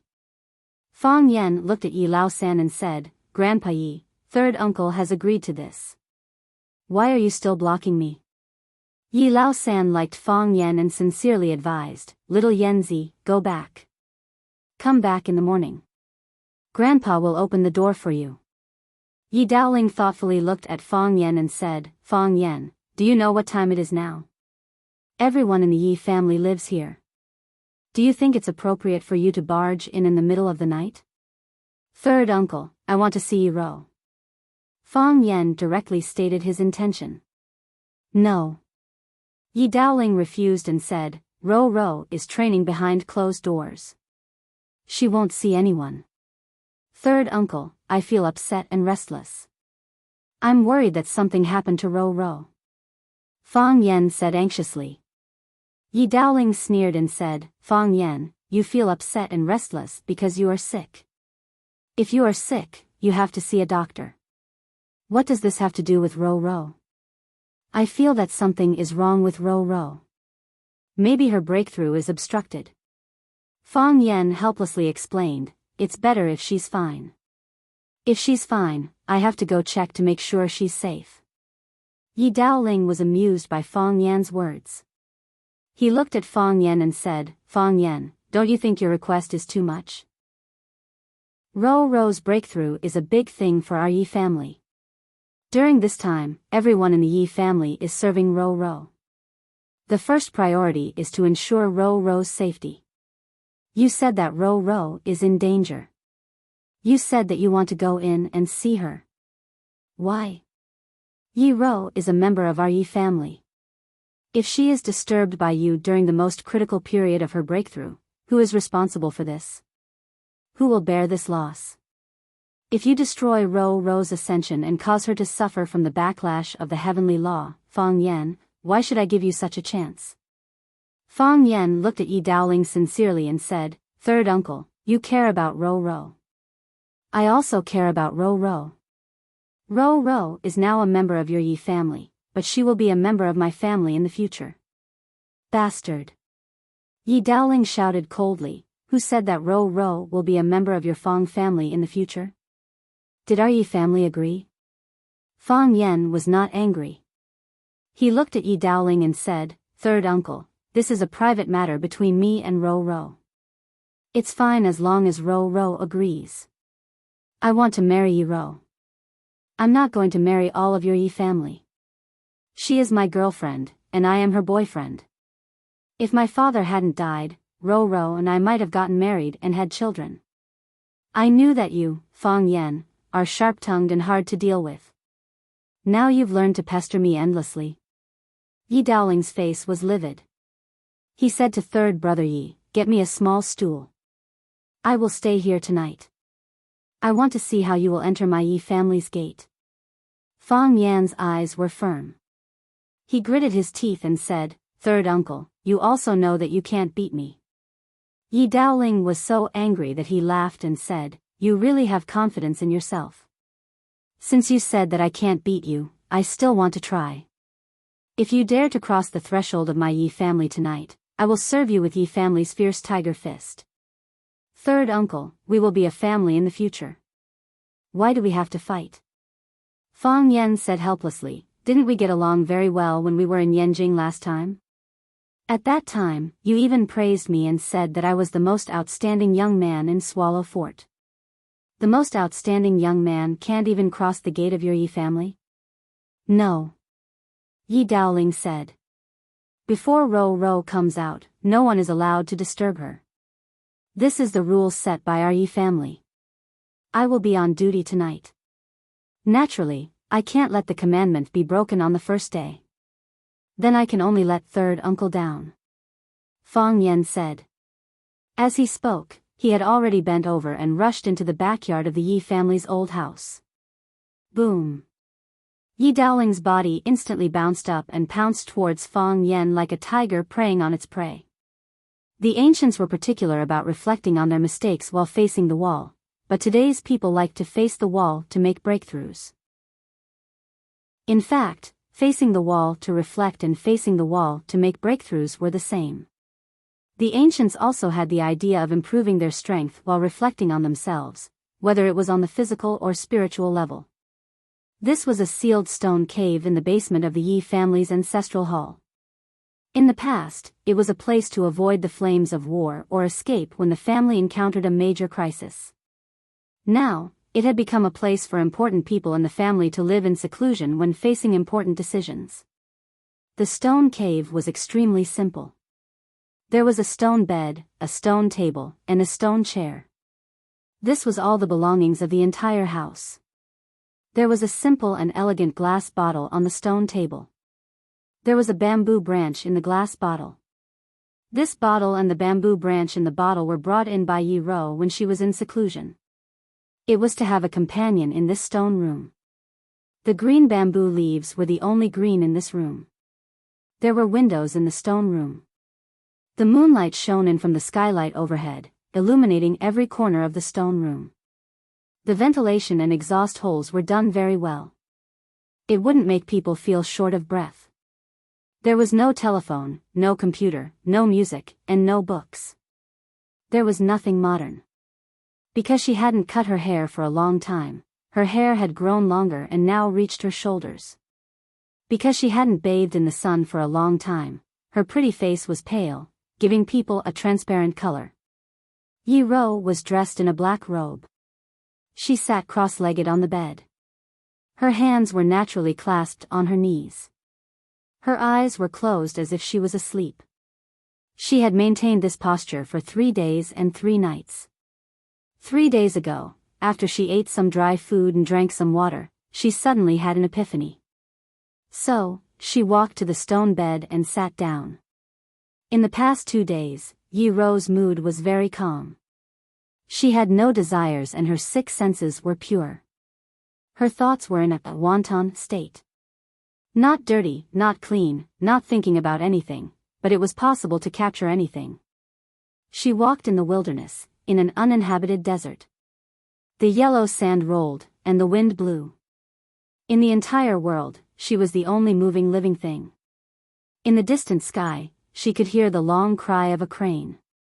She knew that crane was the way she was looking for. She wanted to find that crane. Chapter 658. The ferocious tiger fist was famous for its bravery and vigor.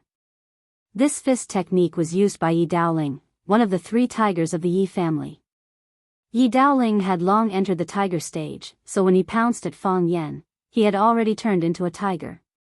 His huge body was like the body of a tiger king.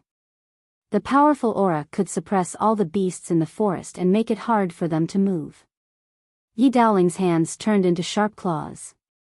One clawed at Fang Yan's chest and the other at Fang Yan's throat. Both of them were vital points. True energy filled them. Yi Dowling's claws also seemed to have expanded several times. His hands faintly flashed with red light, as if they had been dyed with paint. A human's palm became a tiger's claws. The strength of a human was far greater than the strength of a tiger's pounce. Because of the extreme speed, the claws left countless afterimages in the air. Countless claws formed a line in the air, forming a heart-palpitating scene of ghost entanglement. He was 2 meters away from Fang Yan just now, but he had reached Fang Yan's chest and throat in an instant. The ferocious tiger descends the mountain. Yi Dowling's pair of sharp claws completely locked down Fang Yan's attack route. No matter which part he charged from, he could use the cruelest and most violent method to kill him, if Yi Daoling was willing. Ferocious tiger patrolling the mountain, amazing. Fang Yen praised in his heart. As a politician, in economic work, Yi Daoling was able to have such deep internal energy and such brilliant skills while doing his job well. It had to be said that this person's talent and diligence were extremely rare. When Fang Yen saw Yi Daoling for the first time, he was practicing in the courtyard. When he saw Yi Daoling again, he was still practicing in the courtyard. Practicing in the winter and practicing in the summer. After a long time, he would definitely become a great person. The three tigers of the Yi family were praised like this.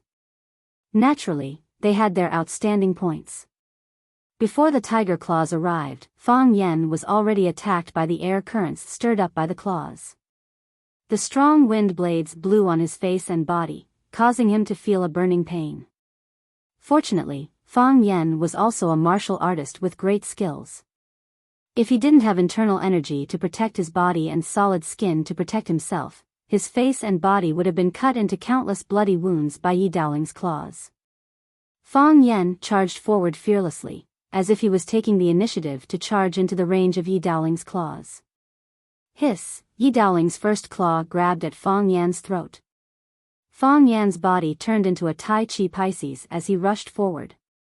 At the same time, his left foot was still moving forward. His right foot turned 180 degrees and then turned again.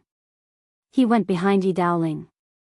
Yi Daoling's claw missed, and he turned around like lightning. His other claw locked onto Fang Yan's chest. White Tiger turned around. Fang Yan's body fell backward. His feet landed on the ground as if there were two steel nails nailed to the ground. His body was almost parallel to the ground at 180 degrees. Gotcha! Yi Daoling's claw grabbed onto the vermilion door of the courtyard and a large piece of wood fell down. Yi Daoling threw away the wood in his hand and jumped up high, once again pouncing towards Fang Yen who was lying on the ground. Pala! Yi Daoling's two claws were deeply inserted into the ground. The old limestone was actually poked out two large holes by his claws. Fang Yan's body had already disappeared from where he stood, as if he had never been there. What a good move, evil tiger digs out the heart. Fang Yen stood not far away and looked at Yi Daoling with lingering fear. He said, "Third uncle, you don't have to risk your life like this, right? I just wanted to remind Wen Nuan. You don't have to think about digging out my heart too, right?" Gotcha! Yi Daoling pulled out his palm from the stone hole. He stretched out his hand and gently squeezed, turning the stone residue in his palm into powder. Opening his palm, the stone powder was blown away by the night wind. Yi Daoling looked at Fang Yen and said in a deep voice, "You broke into my Yi family's ancestral home at night. This concerns the honor and reputation of the Yi family. As a member of the Yi family, you naturally have the responsibility to protect it from outsiders." Fang Yen smiled bitterly and said, "Third uncle, I have good intentions. If I had any bad intentions towards you and Nuan, I would have sneaked in a long time ago. Why would I come knocking on the front door?" Yi Daoling sneered and said, "The Yi family is heavily guarded. Not anyone can sneak in." Fang Yen, didn't you say that I'm not your opponent? If you are a real man of Swallow's Dock, then fight me to your heart's content. What kind of hero are you if you hide like this?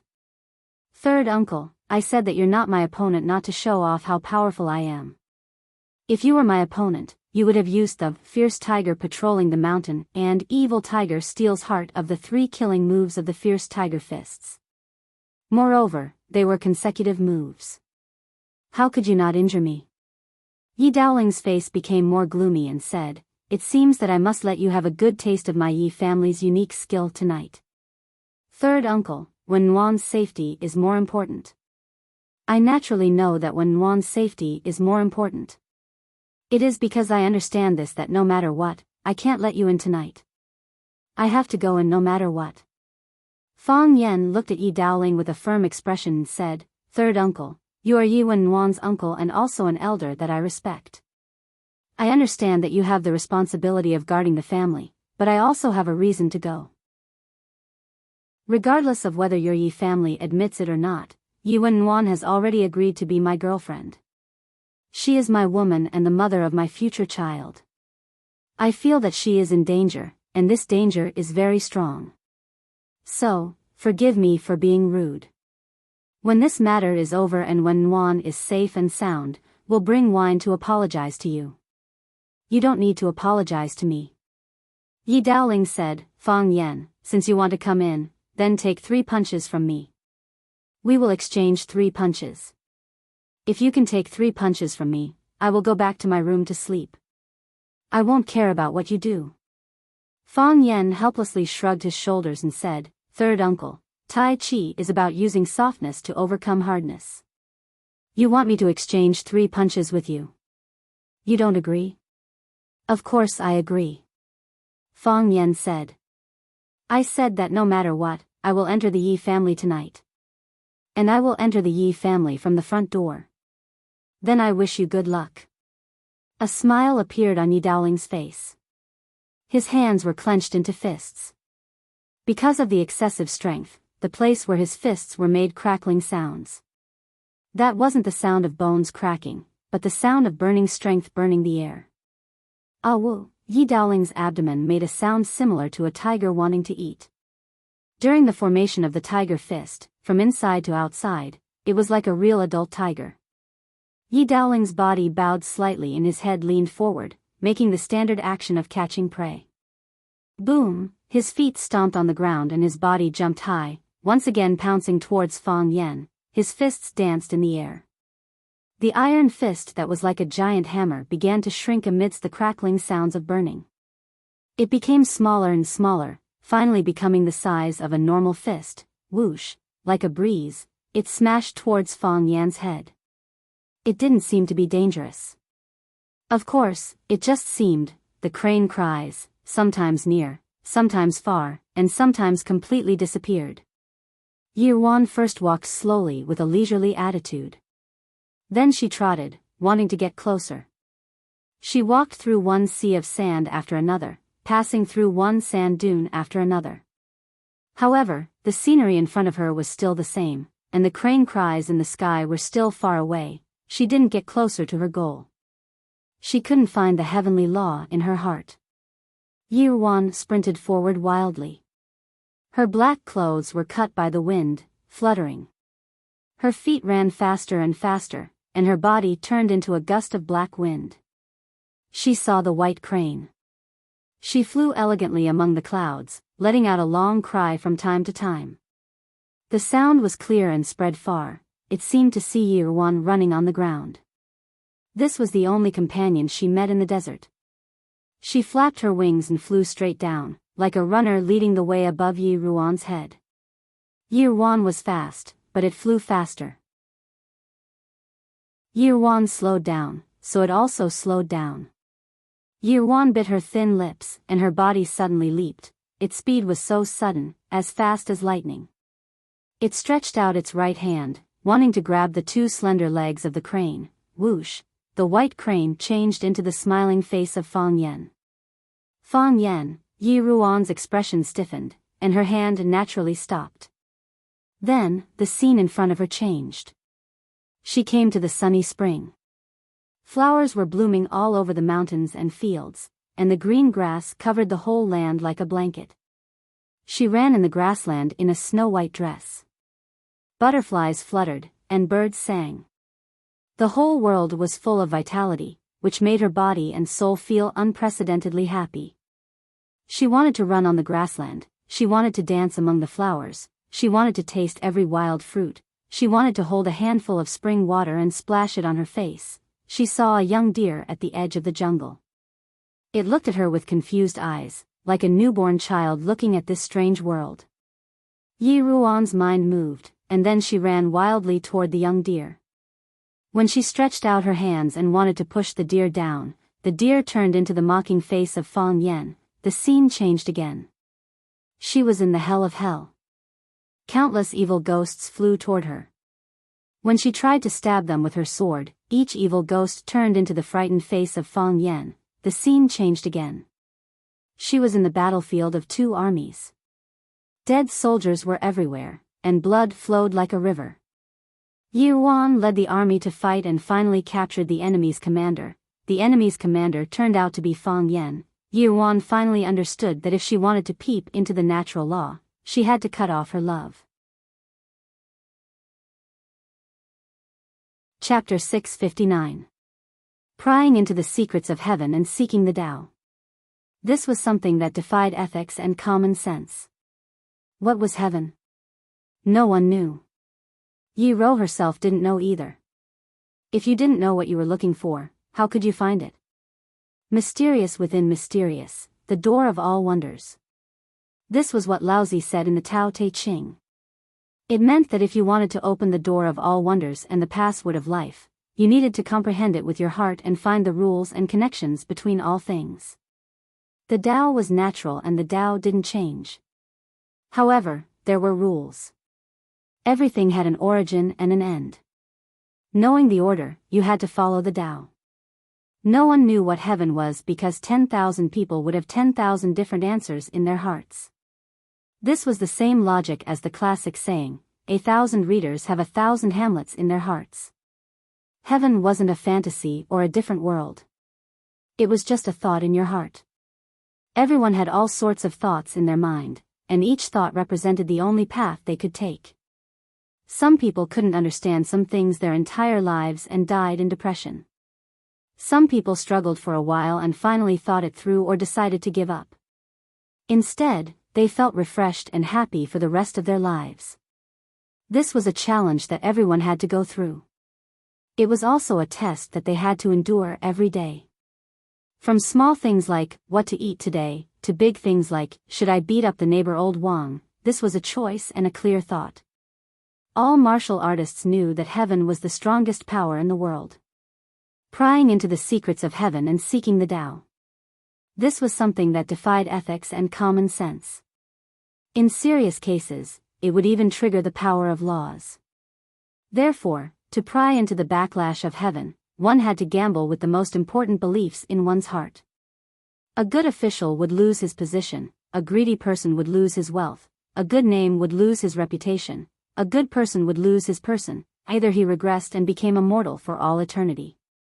Or move forward and give up what you cared about the most. Heaven was the only one. If one wanted to pry into heaven, one had to cut off their emotions, desires, and dust to become a servant of heaven. It was easy to say, but how could it be? If Yi Daoling were to give up his position, if Fang Yan were to give up his family, if Yi Ro were to give up Fang Yan, everyone had countless desires in their hearts. Everyone had their own people or things that were worth protecting with their lives. Who dared to give up so easily? Those who had the willpower to become monks were all heartless bastards with great ideals and wisdom. Those who had the courage to commit suicide were just pure heartless bastards. It wasn't until this moment that Yi Ro realized that her deepest obsession was Fang Yan, the man whom she had beaten since she was a child, the man who used to regard her as a scourge, the man who was treacherous and affectionate, the man who could make her furious and bring her laughter. The man she had fallen in love with when she was very, very young. If she wanted to find the heavenly axiom, if she wanted to run on the road of martial arts without any worries, then she had to completely separate from that man. She had to expel him from the depths of her heart, delete him from the depths of her memory, let him leave her thoughts, let him leave her life, let him no longer be able to arouse any of her emotions, let him become a passerby, let him become a faceless person. The scene changed again. Yi Ro was once again in the deserted Gobi Desert. She saw the white crane that looked like Fang Yan. As long as it stretched out its hand, it could break her neck. The scene changed again. Yi Ro came to the grassland in the spring breeze. She looked into the eyes of the young deer. The deer nudged her chest with its sharp horns and even rubbed her soft breasts shamelessly. She felt a tingling sensation on her body. She almost couldn't stand steadily. As long as she slapped down, she could slap the deer to death. The scene changed again. Yi Ro was choked by the ferocious ghost that looked like Fang Yan. Her face turned purple and she had difficulty breathing. The scene changed again. The long sword in her hand was hanging on Fang Yan's neck. but she couldn't chop off his head. This scene kept repeating. All the scenes related to Fang Yen kept changing. In the end, it turned into countless fast-forward scenes that flashed in and out of Yi Ro's mind. Countless scenes flashed. Countless Fang Yen were shouting at her, smiling at her, brandishing his claws at her, waving his long sword at her. Yi Ro's mood began to become agitated. A lot of beads of sweat appeared on her forehead. Her meditating body was unstable. Her hands that were upside down on her knees were trembling slightly. Every time she trembled, large beads of sweat would fall from the back of her hands. Her hair was soaked and stuck to her scalp. On the stone table, the water had already formed a river. Between the heavenly Tao and Fang Yen, how should Yi Ro choose? How should she choose? The agitation became stronger and stronger. Her body turned into a barrel of dynamite, as if it could explode at any time. Fang Yen wanted to shout to Yi Daoling, "Let's have a temporary truce. I want to see Yi Ro," but he was very clear that if he didn't beat Yi Daoling until he was convinced, Yi Daoling wouldn't allow him to see Yi Ro. Just as Yi Daoling said, no one cared more about whether Yi Ro could successfully break through than the Yi family. The Yi family wouldn't allow anyone to destroy Yi Ro's breakthrough at this critical period. At least in their eyes, Fang Yen was here to destroy. The most talented child in the family, known as the rare, good horse of the Yi family, who dared to let her experience even a little bit of risk when she was facing the biggest obstacle in her life. Yi Daoling's fist that was swollen with a strong force became smaller and smaller. When it reached Fang Yan's face, it was no different from an ordinary fist. It was even smaller than a normal person's fist. It looked like a child's fist. The force was restrained, tightening the flesh and shrinking the bones. The fist was like a grenade. When it collided with a person or object, it would explode like a grenade. Right now, Fang Yen felt the pressure of facing a grenade. Fang Yen felt the danger, and so did the heart of Tai Chi. The silent heart of Tai Chi suddenly spun wildly. The Tai Chi domain also fully unfolded in Fang Yan's mind. In the Tai Chi domain, Yi Daoling disappeared. There was only a big red ball attacking him. The Tai Chi domain wouldn't lie. The big red ball that it presented was the true face of Yi Daoling's punch. What the naked eye could see was a maze. White tiger swallows the moon. Yi Daoling's abdomen had a whimper. Yi Daoling opened his mouth and roared. Yi Daoling was like an adult tiger, wanting to destroy the moon of Fang Yen with one punch. Fang Yen stood in place, his feet apart, his hands stretched out naturally, and kept drawing circles in front of him. One circle connected to another, and countless circles turned into a chi core. This chi core was like a tornado, covering Yi Daoling, who was pouncing at him. Yi Daoling's body was shrouded by the tornado, and then he disappeared. Crackle crackle, a loud explosion and the roar of a tiger came from the tornado. A dazzling white light flashed. The white light cut through the dark night of the small courtyard, and the silence of Swallow Dock. It was like a searchlight rising into the sky, shining so brightly that people couldn't open their eyes. The wind swept the fallen leaves, and the dust flew. The world changed color, and the bright moon shone brightly. Hiss! A hole was torn in the tornado, and Yi Daoling's body rushed out from that hole. The hole created by the tornado naturally couldn't maintain the integrity of this domain. Boom! The tornado burst open. The wind swept in all directions, and the gatekeeper Yi Lao San was blown down by the strong wind. His body rolled several times on the ground. The biggest gust of wind hit the century-old vermilion door of the Yi family's old residence. There was a loud crack, and a big hole appeared on the door. Creak creak, the door on the left shook violently for a few times, and then fell to the ground with a bang. The door of the Yi family's old residence was actually knocked down by the tornado energy released by Fang Yen. Yi Daoling's body soared in the air, and he charged forward rapidly. Clang! His feet trod on the bluestone tiles.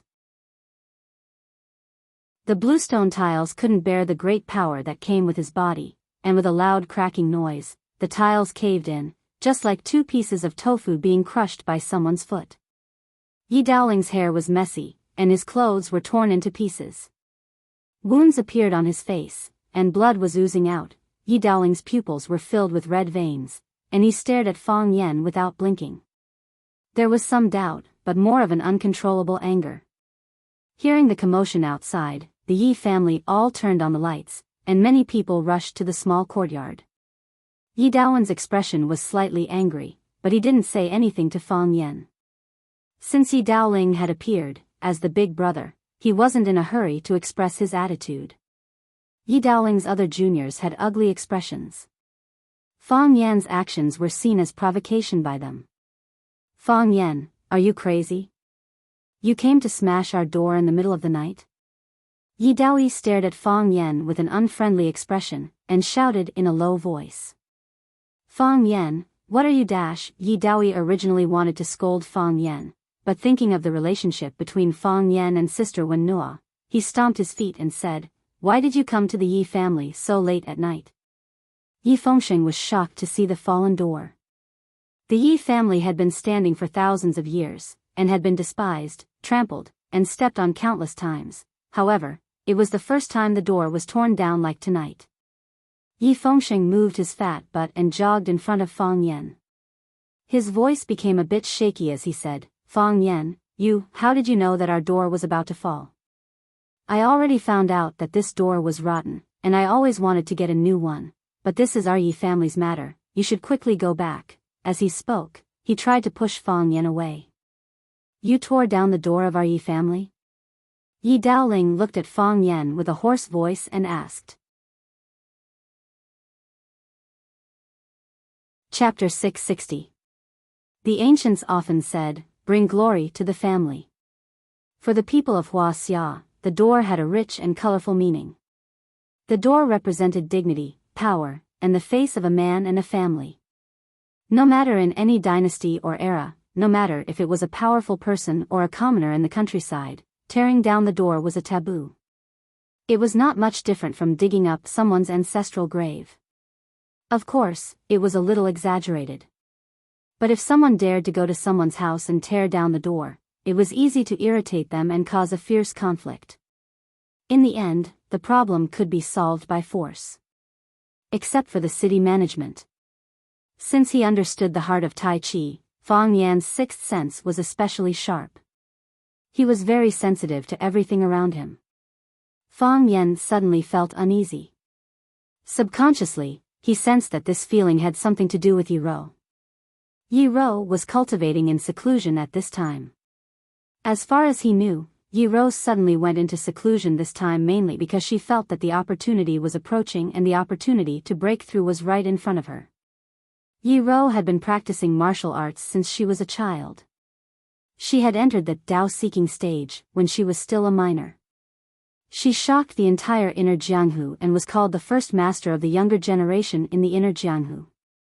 It should be known that there were many elites in the inner Jianghu, and there were countless outstanding young people. Not to mention the young talents like Fang Yan, Bai Xiao, and Bailey Lu in Swallow Dock. The disciples and disciples of some famous masters outside were also very outstanding. Not to mention those in the 72 sects in the south who practiced fist techniques, several young people in the 11 sects in the north who practiced leg techniques also entered the public sight. Their achievements were praised by the older generation. Fang Yan had understood the heart of Tai Chi when he was 20 years old. He was the most outstanding successor of Fang family Tai Chi in the past 100 years. Except for the old drunkard. He was the proudest successor of Tai Chi, except for the old drunkard. However, even a genius like Fang Yan was firmly suppressed by Yi Ro, which showed how powerful and domineering Yi Ro was. 3 years ago, Yi Ro broke through again and became the second youngest master to enter the Dao-seeking stage in the inner Jianghu. The first young guy was called Xiong Feihu. He entered the Dao-seeking stage at the age of 21. Which was an achievement that many people could not achieve in their lifetime. Therefore, he was nicknamed Monster. Until now, he was still a legend in the inner river. It's just that he was born in the northern border, grew up in the northern border, and learned some sinister and vicious martial arts. His character was eccentric, and he almost never interacted with people. Fang Yan had only heard of his name and had never seen him in person. Fang Yan just wanted to see Yi Rou. He just wanted to make sure that his girlfriend was safe. In all honesty, Yi Rou had promised to be his girlfriend. They had walked hand in hand on the path outside the village countless times. He even wanted to kiss Yi Rou when she was not paying attention. It turned out that Yi Rou had never been unguarded against him. Every time Fang Yan's mouth approached her, she would always be able to slap Fang Yan away in time or kick Fang Yan to the ground. Sometimes, Fang Yan would think that Yi Rou agreed to be his girlfriend because she could hit him easily. No other man could give her such a strong sense of accomplishment. Later, he tried very hard to throw such thoughts out of his mind. Because he felt that it was disrespectful to him. How could I accidentally tear down someone's door? Fang Yan also had a headache. It seemed that things were getting more and more complicated and difficult to deal with. Fang Yan looked at Yi Daoling and said, I didn't tear it down. If you didn't tear it down, then did I tear it down? Yi Daoling sneered. Third uncle, you did. Fang Yan said with a serious face. This kind of thing couldn't be admitted even if he died. At this time, he couldn't be shameless. I saw it with my own eyes. This door was hit by your chi and then collapsed. Third uncle, you have to touch your conscience when you speak, Fang Yan said solemnly. I just want to see your gentle side, but third uncle insisted that I compete with you.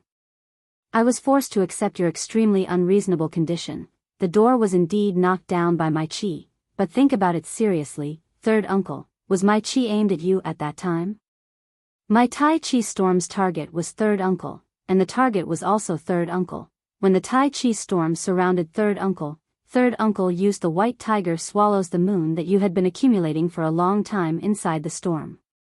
Third uncle is good at martial arts and forcibly tore a hole in my Tai Chi storm. However, because you used too much force in the Tai Chi storm, it caused the Tai Chi storm to explode, the domain disappeared, and the chi leaked out. This caused the Yi family's door to be destroyed. I know third uncle didn't do it on purpose. You just wanted to change the old house's door, right? Yes. Yes. That's right, Yi Fengsheng echoed on the side. I said it before, Yi family should change to a more imposing door. Shut up. Yi Daoling glared at Yi Fengsheng and shouted angrily. He knew that Yi Fengsheng and Fang Yan had a very good relationship. This kid still dared to help an outsider in front of him. It really made him angry. Yi Fengsheng was extremely afraid of Yi Daoling. After being scolded, he gave Fang Yan a look, indicating that he should quickly slip away and not take this kind of trouble on himself. If the Yi family was serious about the matter of tearing down the door, even if it was brought to Sir, the Yi family would still be in the right.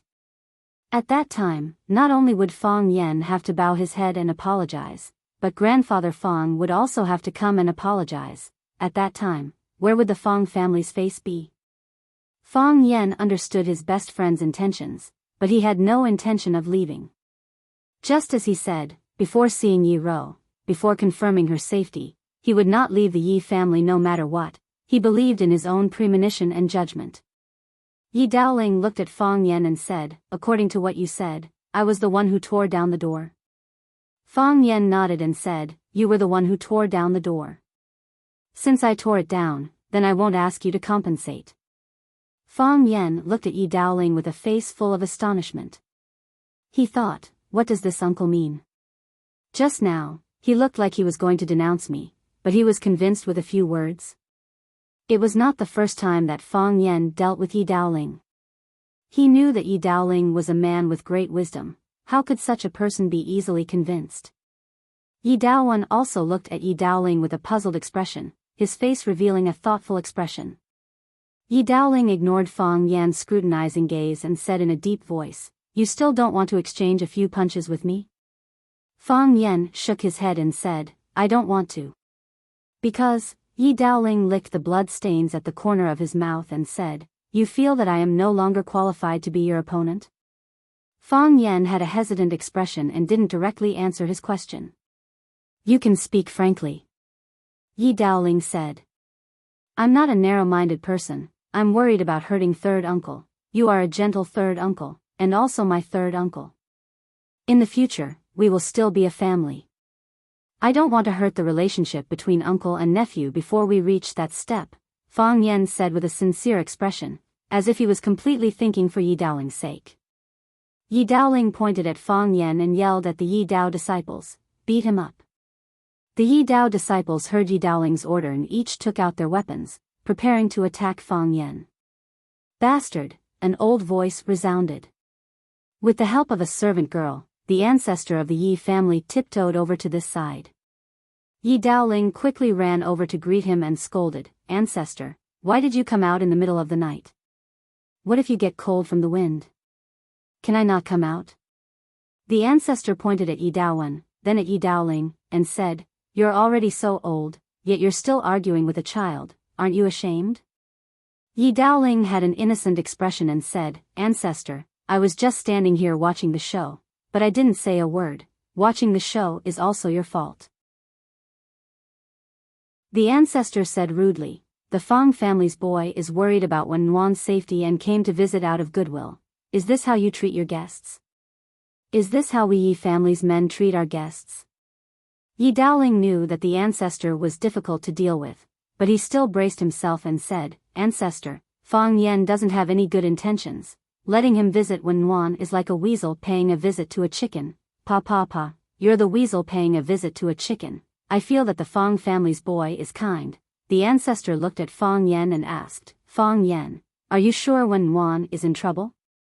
"Yes," Fang Yan answered firmly and said, "I just have this bad hunch. I hope Wen Nuan is fine, but I'm worried that if something happens, I might be able to help by her side. Okay, come with me, I'll take you to see Wen Nuan." The ancestor said. "Ancestor, this mustn't be done," Yi Daowen and Yi Daoling shouted at the same time. "Why mustn't be done?" The ancestor said with an unhappy expression. Yi Daowen and Yi Daoling looked at each other. Yi Daoling gave a look, meaning to say that I've said what I should say, and you're the big brother.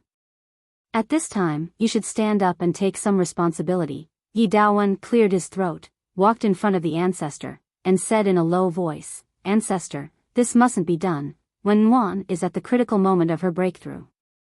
I don't think it's appropriate to be disturbed by outsiders at this time. In addition, Wen Nuan's retreat is in the stone room. The stone room is in a hidden location in the Yi family's ancestral temple. The Yi family's rules clearly state that only descendants of the Yi family can enter the Yi family's ancestral temple without permission." Yi Daowen looked back at Fang Yan and said, "Fang Yan, he's not a member of the Yi family. He's not qualified to enter the Yi family's ancestral temple."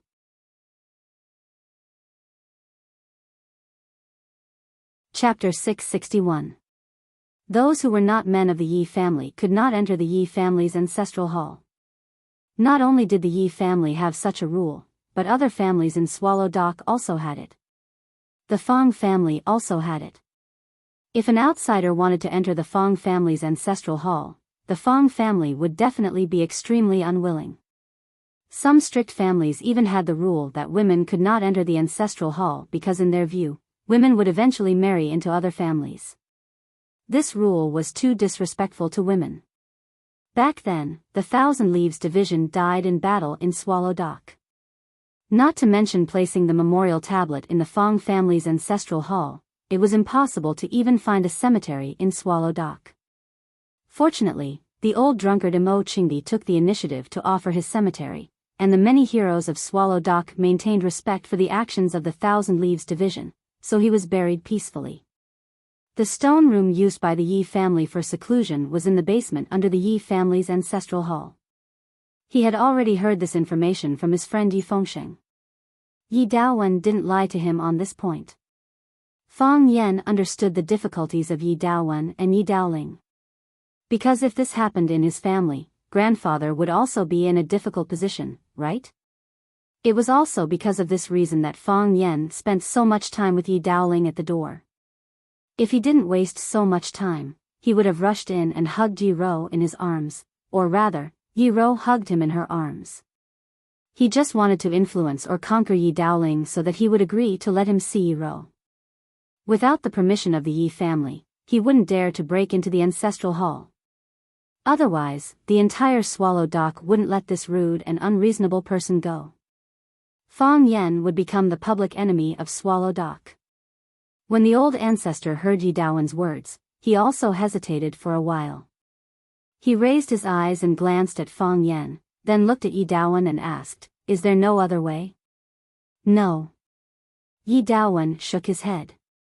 He paused and said, "Unless Fong Yen is willing to marry into our Yi family and become a disciple of our Yi family." Fong Yan's heart suddenly tightened. "Father-in-law, don't play with your son-in-law like this, okay?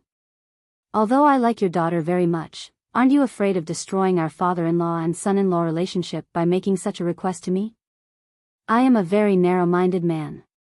Yi Daoling chuckled and said, "If Fong Yen is willing to marry into our Yi family, there will naturally be no problem with this matter. I will even no longer oppose him." And when the main reason why the Yi family did not agree to Fong Yen and Yi Ro being together was because they did not want the martial artist with the greatest potential and future in their family to become someone else's. It had been hundreds of years, and the Yi family only had the chance to produce a martial artist who was in the Tao of Heaven, but he was going to be tricked by that bastard from the Fong family or some other bastard from another family. Who the hell could tolerate something like this? How many people in the Tao of Heaven were there in the world? This was not cutting flesh, this was digging out the heart. The Yi family needed an elite in the Tao of Heaven, and they needed Yi Wenru to protect the Yi family. In that case, the status of the Yi family would rise again. Those who knew the truth would look at the Yi family in a new light. Even the elders behind the red wall would look at the Yi family in a new light. After all, the country or they themselves also needed the help of an elite in the Tao of Heaven to deal with some troublesome matters. And in Neijiang, having an elite in the Tao of Heaven was equivalent to having a gold medal. Who would dare to provoke a family with an elite in the Tao of Heaven? When Mo Lightly Enemy was promoted to the Tao of Heaven, how glorious was the Fong family? How could the Fong family hold their heads up high? Mo Lightly Enemy waited at home for a year, but no one came to challenge him. He had just been promoted to the Tao of Heaven. This was like a woman who had just bought a dress, or a man who had just bought a luxury watch. No one came to ask him to go shopping or play cards. How could he have the chance to show off his new love in front of others? Therefore, Mo Qingdi conquered the world alone with his sword, killing in all directions. It was also during that period that Mo Qingdi killed his way overseas and fought against the 36 islands of the East Ocean. He won every battle he fought. It was only when he encountered the Thousand Leaves army that he wasted some time. If Fong Yen and Yi Ro got married, Yi Ro would naturally marry into the Fong family. In that case, would Yi Ro belong to the Fong family or the Yi family? If she belonged to the Fong family, then the Yi family's expectations would naturally be disappointed. The Yi family's strength would be greatly reduced. The Yi family's meticulous nurturing and care. People outside could fight fiercely for a house or a car. These families could do anything for an elite in the Tao of Heaven.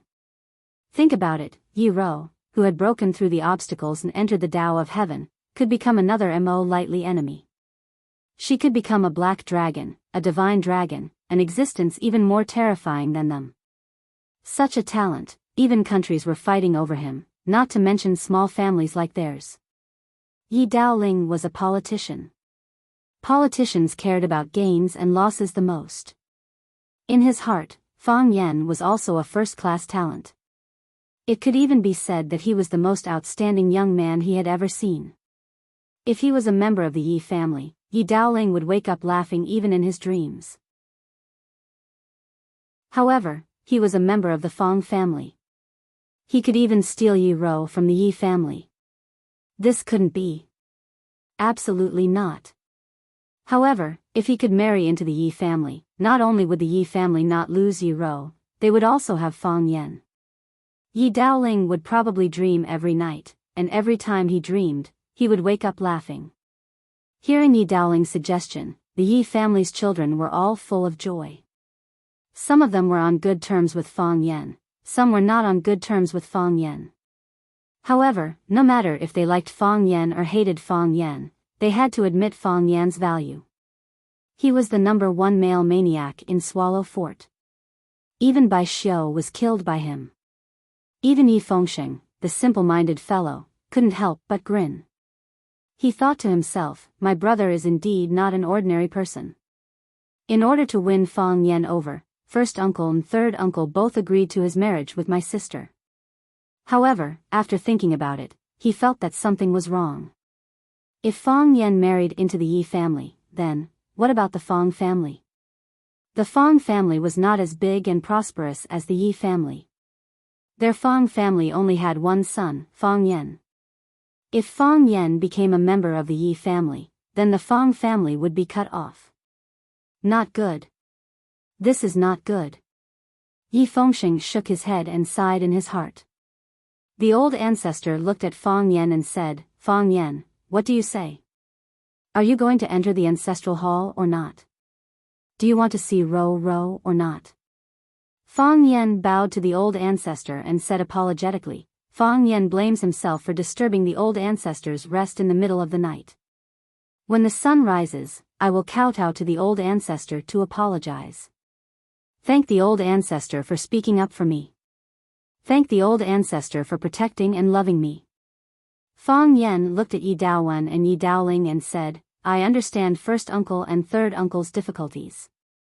Only direct descendants can enter the ancestral hall. The Yi clan has such a rule, our Fang clan also has such a rule, and the other clans of Swallow Dock also have such a rule.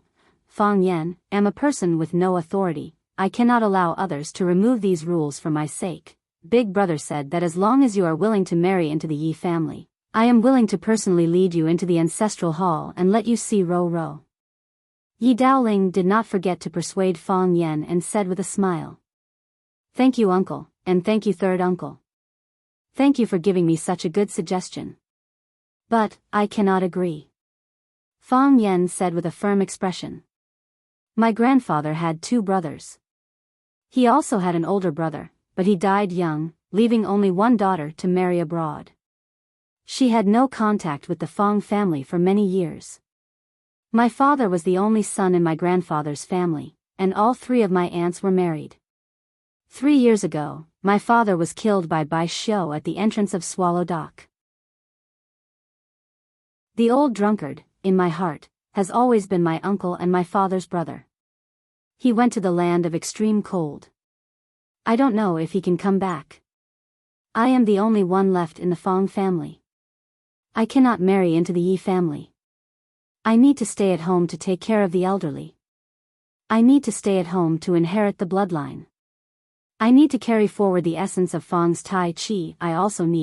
I need people to mention the Fang family and not say that there is no man in the family. I am the face of the Fang family. I am a flag raised by the Fang family. I have too many responsibilities on my shoulders, and they're too heavy. So, I cannot marry into the Yi family. Hearing what Fang Yan said, everyone was not surprised at all. If Fang Yan agreed, it could only prove 2 points. First, there was something wrong with Fang Yan's head. Second, there was something wrong with Fang Yan's character. He abandoned his father and mother and was willing to marry into the Fang family for a woman. Was such a man worthy of trust and entrustment?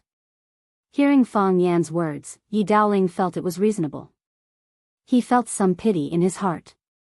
He sighed and said, Fang Yan, you have your reasons not to marry into the Fang family. We also have our reasons not to let you in. We understand you, and you have to understand us. So, let's drop this matter. We don't need you to pay for the door. It's getting late. Even the ancestor got up to stay up with you. Go back quickly. Let our Yi family return to peace. I can't go back. Fang Yan said stubbornly, I still want to enter the Yi family's ancestral hall. I also want to see Yi Gentle. I feel that she is in danger. If I leave at this time, the ancestor sighed softly and said, Little Yanzi, I know you are infatuated with Gentle. But this matter is really difficult to deal with. How about, ancestor, this time, let me use my own method to solve the problem. Fang Yan bowed to the ancestor again and said with a smile after getting up. His smile was very faint, but also very warm. It made people feel happy. What method do you have? The ancestor asked curiously. Fang Yen looked at the many Yi family men present and said, "You have the rules to not let me in. I also have my reasons to go in. So, if I force my way in, you can't stop me, Fang Yen, don't you dare." Yi Daoling was furious. Is this kid crazy? Fang Yan's figure had already disappeared on the spot, rushing towards where Yi Daoling was standing. Chapter 662. Fang Yan was a scholar, and scholars liked to reason with people. Convincing people with reason or clothes. Fighting and killing were what barbarians did. Of course, this was under the condition that he could reason with them. If he couldn't reason with them, then he could only choose to use his fists. Fang Yan really despised himself at this time. He felt like a barbarian. His body swooped down and charged in Yi Daoling's direction. Why did he choose Yi Daoling? Because Yi Daoling was completely unprepared, and in the process of fighting just now, he had roughly figured out Yi Daoling's martial arts. Most importantly, Yi Daoling had an inner demon towards him. This was human nature. When people faced people who were stronger than them or had beaten them, they would always feel a little unconfident. Because he had already lost, he still subconsciously felt that he was inferior to others. Yi Daoling was indeed unprepared. Not only was he unprepared, but Yi Daowen and the other Yi family juniors were also unprepared. None of them thought that Fang Yan would dare to make such an irrational choice in front of more than half of the Yi family's men. Breaking into the Yi family's gate at night, entering the Yi family's ancestral hall, and challenging more than 20 men of the Yi family by himself, did he not want to live? You're going too far. Hearing Fang Yan's words, Yi Daowen's expression was extremely ugly. Yi Daowen really didn't like this arrogant and despotic guy at all. What should a young man be like? Humble, low-key, polite, and gentle. Just like a piece of high-quality unpolished jade, it looked simple on the outside, but once the outer skin was cut open, one would find that the inside was overflowing with color. In comparison, Yi Daowen liked Bai Xiu more. Even though Bai Xiu had already been killed by Fang Yan. Fang Yan was a diamond. It looked like it was shining with golden light, but most of the time, diamonds could hurt people. Yi Daowen had heard some things about Fang Yan and Yi Rou, and knew that this pair of youngsters had been very close recently. He didn't know what magic Fang Yan used, but it actually made his daughter, who had always hated him, change her attitude towards him. Of course, that was just a rumor. As a father, he didn't want to meddle too much in the affairs of the young. Yi Rou was very young, and so was Fang Yan. If Fang Yan wanted to marry Yi Daowen's daughter, then he would have to obtain the consent of the Yi clan. However, Fang Yan broke into the Yi family at night for Yi Rou, which made him, as her father, feel all kinds of emotions. Fang Yan. The young men of the Yi family were so angry that their faces turned green. What do you mean by, "You can't stop me"? Do you think the Yi clan is dead? Fang Yan, you arrogant guy. Yi Zi clenched her fists, her face flushed with anger. Because of her sister, Yi Wenru, she also loved Fang Yan. However, she was a member of the Yi family after all. After hearing Fang Yan's words, how could she not be angry? Big brother, you can't do this. Yi Fengsheng was so shocked that his eyeballs were about to fall out. Was this kid crazy? Even if your strength is not bad, even if the Yi family really can't stop you, don't say it on the spot, right? Don't hit people in the face, understand? Fang Yan, you barbarian. Before Yi Daoling could say a word of insult, Fang Yan had already punched towards his face. Yi Daoling swallowed the words that were about to come out of his mouth. He filled his palm and punched towards Fang Yan's fist. If it was a head-on fight, the Yi family's fierce tiger fist wouldn't be afraid of anyone. They were afraid of those who played Tai Chi. They talked about using softness to overcome hardness. They paid attention to what was fake and what was real. You punched for a long time, but you couldn't even touch the corner of the other person's clothes. When the other person took the opportunity to hit you, it was quite painful, and the injuries were all important internal organs. Yi Daoling thought that Fang Yan didn't dare to fight head-on with him. He thought that Fang Yan's punch was a bluff to attract his attention. When he punched out in defense, Fang Yan would change his move. The smile on Fang Yan's face became wider. He opened his mouth slightly as if he was saying something. Because Fang Yan's speed was too fast and there was the sound of wind in his ears, Yi Daoling couldn't understand what he was saying. Can't get up. Yi Daoling heard the word, can't get up. What can't get up? Is he mocking me for not being able to get up? Yi Daoling's eyes broke through, and his hair stood on end. Fang Yan didn't retract his fist, nor did he change his move. He was really throwing a punch at his own fist. Is he going to fight head-on with me? Yi Daoling's fist was burning in pain. Yi Daoling felt a powerful force pressing towards his fist. It was a serious blow to his self-esteem. The Yi family's fierce tiger fist was famous for being hard and fierce. If it was a hard fight, who would be afraid of who? Yi Daoling sank his energy into his dantian and quickly gathered all the strength in his body into his fist. More strength. More strength. He even used all of his strength to drink milk. Yi Daoling's fist became smaller and smaller, and finally turned into a fiery red ball, like a ripe tomato. White tiger swallows the moon. This was the strongest and fiercest punch of the ferocious tiger fist. It gathered all the energy in one's body into one fist, and with a single strike, it could destroy the heavens and earth. Of course, the creator of the ferocious tiger fist was just bragging. But the power was extremely strong. The Tai Chi storm created by Fang Yan with the help of the Tai Chi heart was punched open by his fist. This showed how extraordinary it was. Fang Yan did have the idea of fighting head-on. Although Tai Chi was about using softness to overcome hardness, there was also a type of Tai Chi that used hardness to overcome hardness. This was the so-called hard Tai Chi.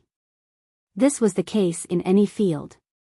When your strength reached the peak, everything would be under your control.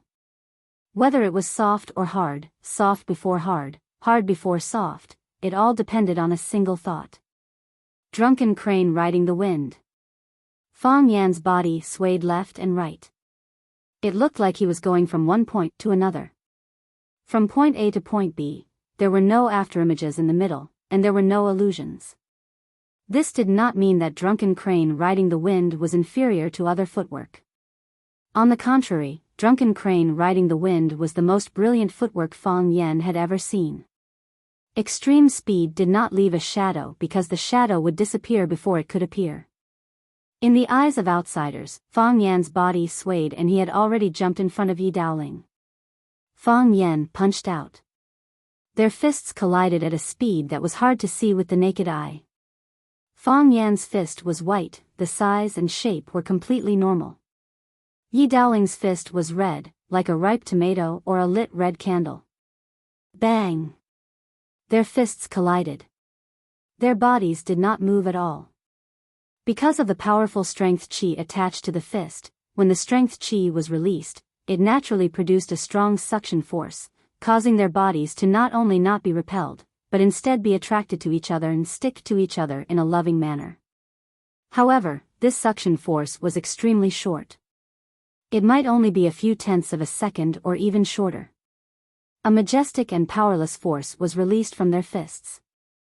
Their bodies were suddenly pushed out by the force. Boom!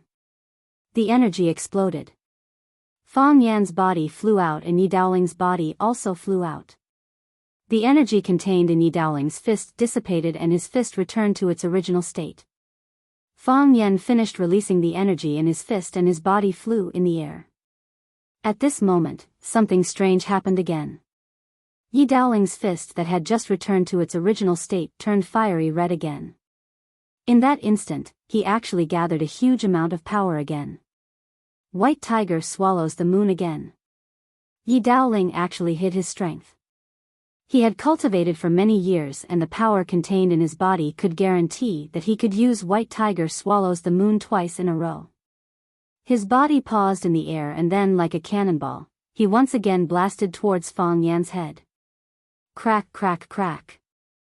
The energy around the fist surged. The fiery energy burned the air it touched in the process, making crackling sounds. Fang Yan felt danger. Yi Daoling's white tiger swallows the moon was used again, which was what we often called second drive. Of course, this move was more advanced than second drive. Because second drive was used when the first force was reserved and the body's remaining strength was used again. The main purpose was to use it when fighting with others. The person who used this move was very powerful, vicious, and shameless. White tiger swallows the moon was used again after the first all-out attack.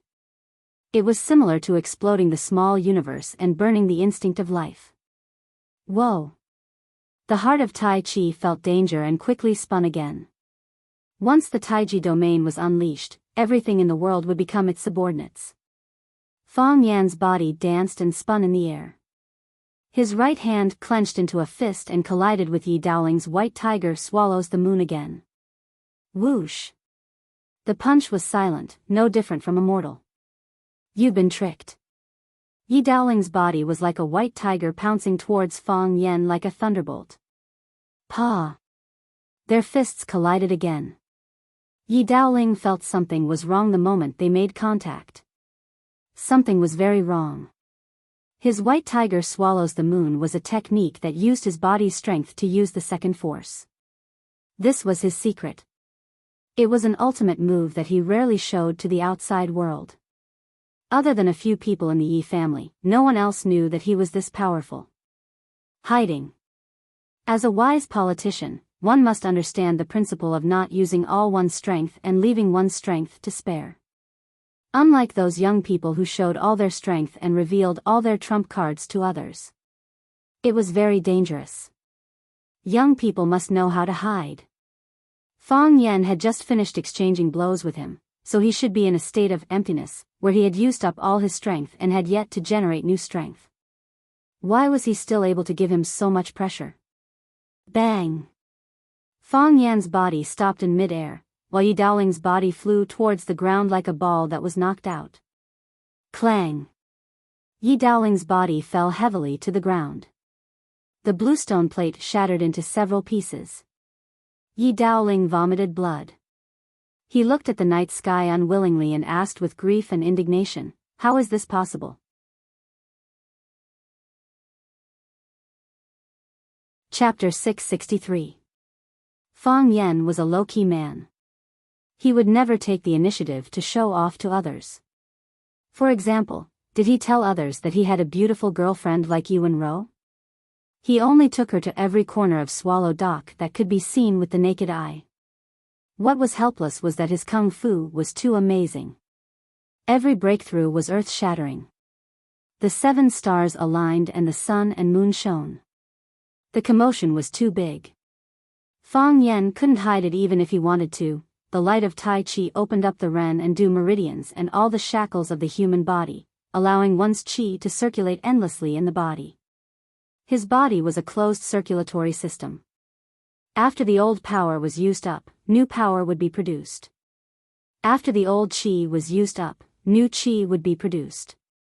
For Fang Yan, there was never a time when he could use his Qi completely.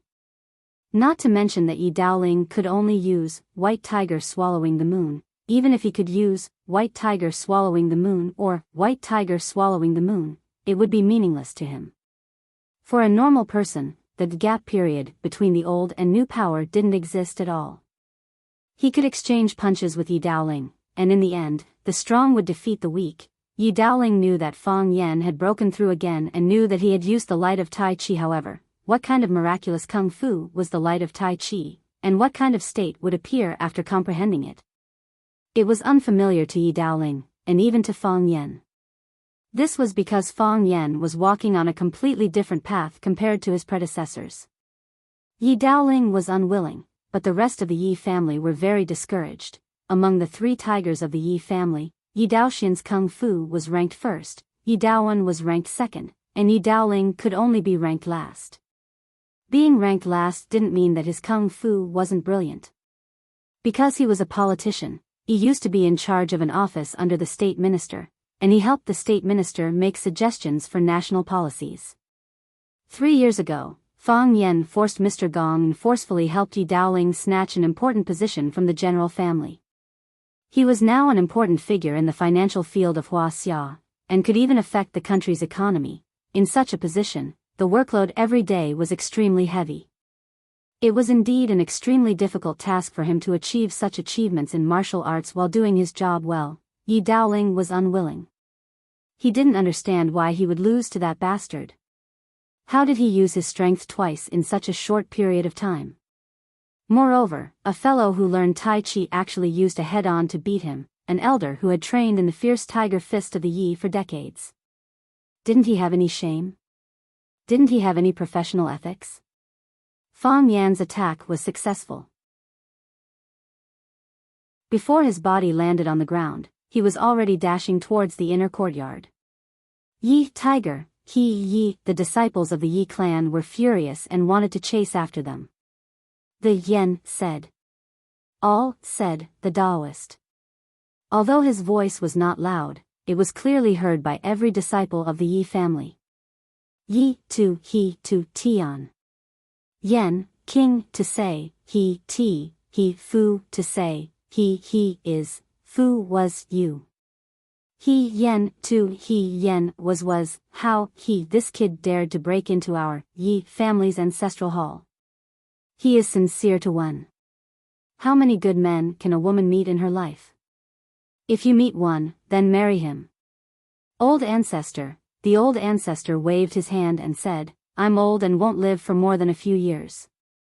I don't even know if I can make it through this winter. Your dad doesn't care about the family now.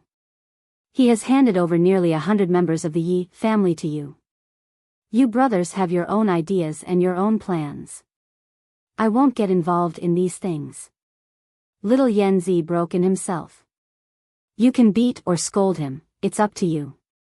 But one thing, don't hurt my one.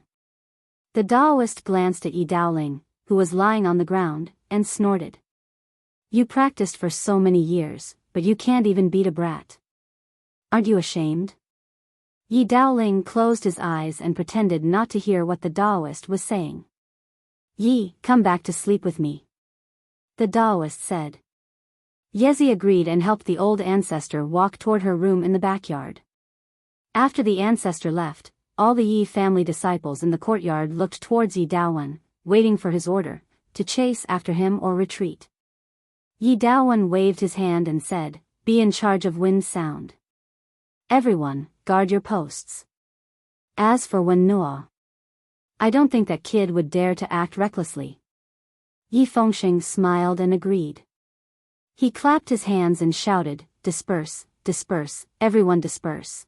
The disciples of the Yi clan were dissatisfied, but they could only disperse. Yi Daowen walked to Yi Daoling's side and squatted down. He looked at the blood at the corner of his mouth and asked, are you all right? I'm fine. Yi Daoling panted lightly. This kid has improved again. It seemed like the Tai Chi light had transformed his bodily functions and unlocked the layers of shackles in his body. There were countless meridians and acupoints in the human body. If one was blocked, then hundreds would be blocked. If one was blocked, then hundreds would be unblocked. He was completely unobstructed. I could feel that he had used his full strength when he had punched me. If it was a normal person, it would be impossible for him to gather his aura again so quickly. This battle, it was not unjust that he lost. Yi Daowen sighed and said, he is a talent. He is simply a genius. Yi Daoling said. He might be the second Mo Qingdi. Yi Daowen's expression was grave as he said, you think so highly of him? I think his achievements might be above Mo Qingdi. Yi Daoling said. A person with talent isn't scary, and knowing how to work hard isn't scary. The scariest thing is that even the heavens are looking after him. Think about it, how many times has he broken through in these years? How many opportunities has he encountered? As the old saying goes, where there is a will, there is a will.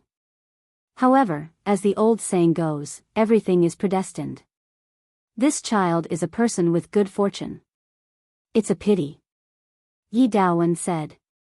Yes, it's a pity. Fang Yen is not a disciple of my Yi clan. The Fang clan has a Fang Yen, the Yi clan must have a Yi Wen Nuo. Yi Daowen said firmly. Yi Daoling smiled bitterly and said, the ancestor seems to like that kid a lot. The ancestor said that he will no longer participate in these matters. Yi Daowen said, we have to think about the future of the Yi clan. Then I can only wrong Nuo Nuo. Yi Wen Nuo's condition was getting worse and worse. It was difficult for her to see, difficult for her ears to hear, and difficult for her brain to think. In her brain, countless scenes of Fang Yen flashed. Fang Yen who had turned into a white crane, Fang Yen who had turned into a young deer, Fang Yen who had turned into a malicious spirit, Fang Yen who had a knife on his neck. They flashed quickly in front of you, so you couldn't see anything clearly. They kept talking in your ears, so you could only hear noises. He was a curse in your mind, a nightmare in the depths of your soul. Choice. He had to make a choice. Either he broke the neck of the white crane, or he sucked the hot blood of the young deer, or he cut off the head of the enemy. He had to make a decision. Otherwise, he would be punished by the laws of the heavens. With one sword strike, everything would be cleansed. She would no longer have to endure this endless pain and worry. She would pry into the heavens and become the youngest person to conquer the heavens, and she would be a woman. Yi Ro, these 3 words were likely to be recorded in the annals of history. She could flash her name in the long river of history like countless martial arts sages, and be admired and worshipped by future generations. She could challenge the divine dragon, or she could challenge the black dragon. She could defeat them and replace them. However, in that case, she would have to give up on Fang Yen. She had to cut off her emotions, cut off her roots, and become an immortal, without emotions and distracting thoughts. The heavens was supreme, so it made people feel that it was unreachable. It was precisely because of this characteristic that if she wanted to conquer the heavens, she could only wholeheartedly serve the Tao. The divine dragon wholeheartedly served the Tao, the black dragon wholeheartedly served the Tao, and Mo Qingbi wholeheartedly served the Tao back then. If it wasn't for a woman messing up his Tao heart, perhaps he wouldn't have lost so miserably in the battle against the divine dragon. Yi Ro also had to wholeheartedly serve the Tao and let go of all her emotions and desires. Yi Ro couldn't bear to. How could she give up? They had just started. She had just experienced the beauty of being in love, the shyness of blushing, and the pleasure of her heart racing. She had just become Fang Yan's girlfriend, and they hadn't even kissed seriously. She could give up on Fang Yan and choose the heavens. Or she could give up on the heavens and choose Fang Yan. Whether it was feelings or the heavens, each could only be one. This was indeed a difficult choice. Yi Ro's clothes were completely soaked, as if she had just been scooped out of the water. Her body rolled on the stone bed, and her expression was twisted, as if she was about to be torn apart by the 2 opposing emotions. This was the consequence of the backlash from the heavens. The critical point of breaking through meant that one of her feet had already stepped on the threshold of the heavens. Half of her body was inside the door, and the other half was outside. At this time, she could either barge in and become a master of the heavens. Or she could be kicked out, and be severely injured, or even unable to step on the path of martial arts for the rest of her life. In the process of climbing the heavens, there were countless examples of failure. Some people were lucky, and after failing, they would only lose a lot of energy, which could be recovered after a few days of repair. Some people were unlucky, and after failing, they became lunatics or idiots. Among them, there were some powerful people with outstanding talents.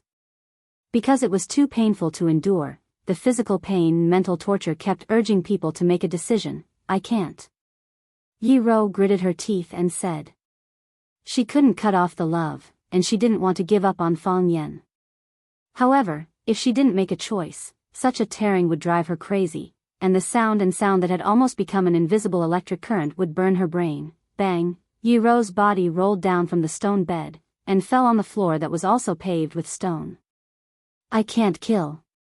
Yi Ro's voice was intermittent, and she even lost the strength to speak. I can't kill. Clang, the stone door was pushed open from the outside, and a figure with white hair rushed in.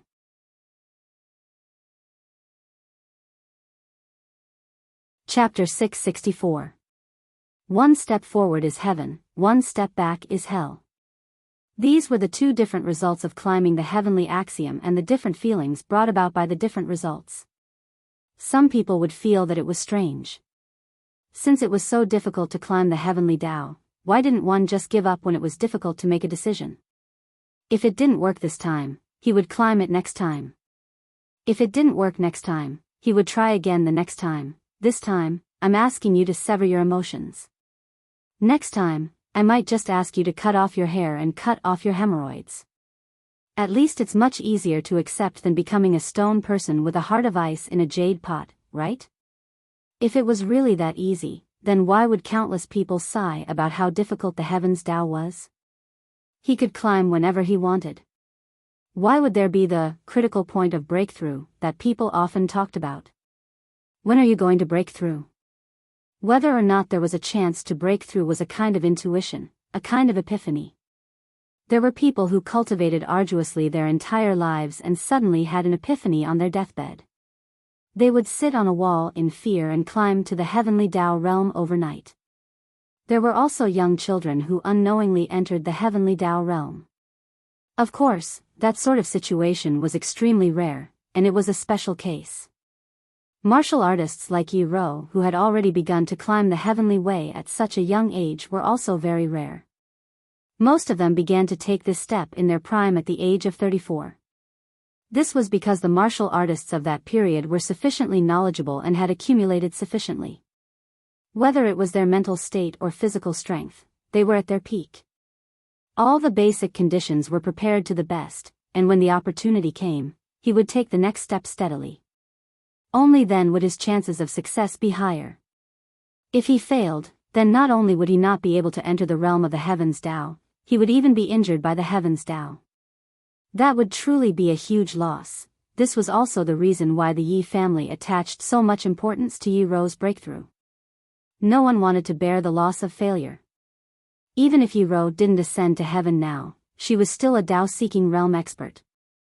With her talent, it was only a matter of time before she entered the heavenly Tao realm. However, if he failed in his ascent, not only would the Yi family lose a heavenly Tao realm expert, but they would also lose a Tao querying realm expert.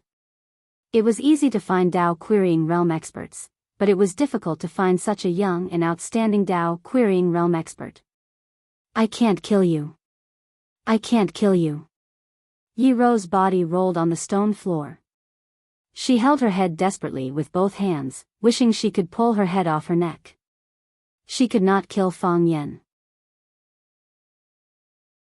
She could not bear to cut off her love for him. With one slash, he would forget all his emotions for life. Otherwise, the backlash from the heavenly Tao would be even more intense. It was too painful. He felt as if his head was about to explode.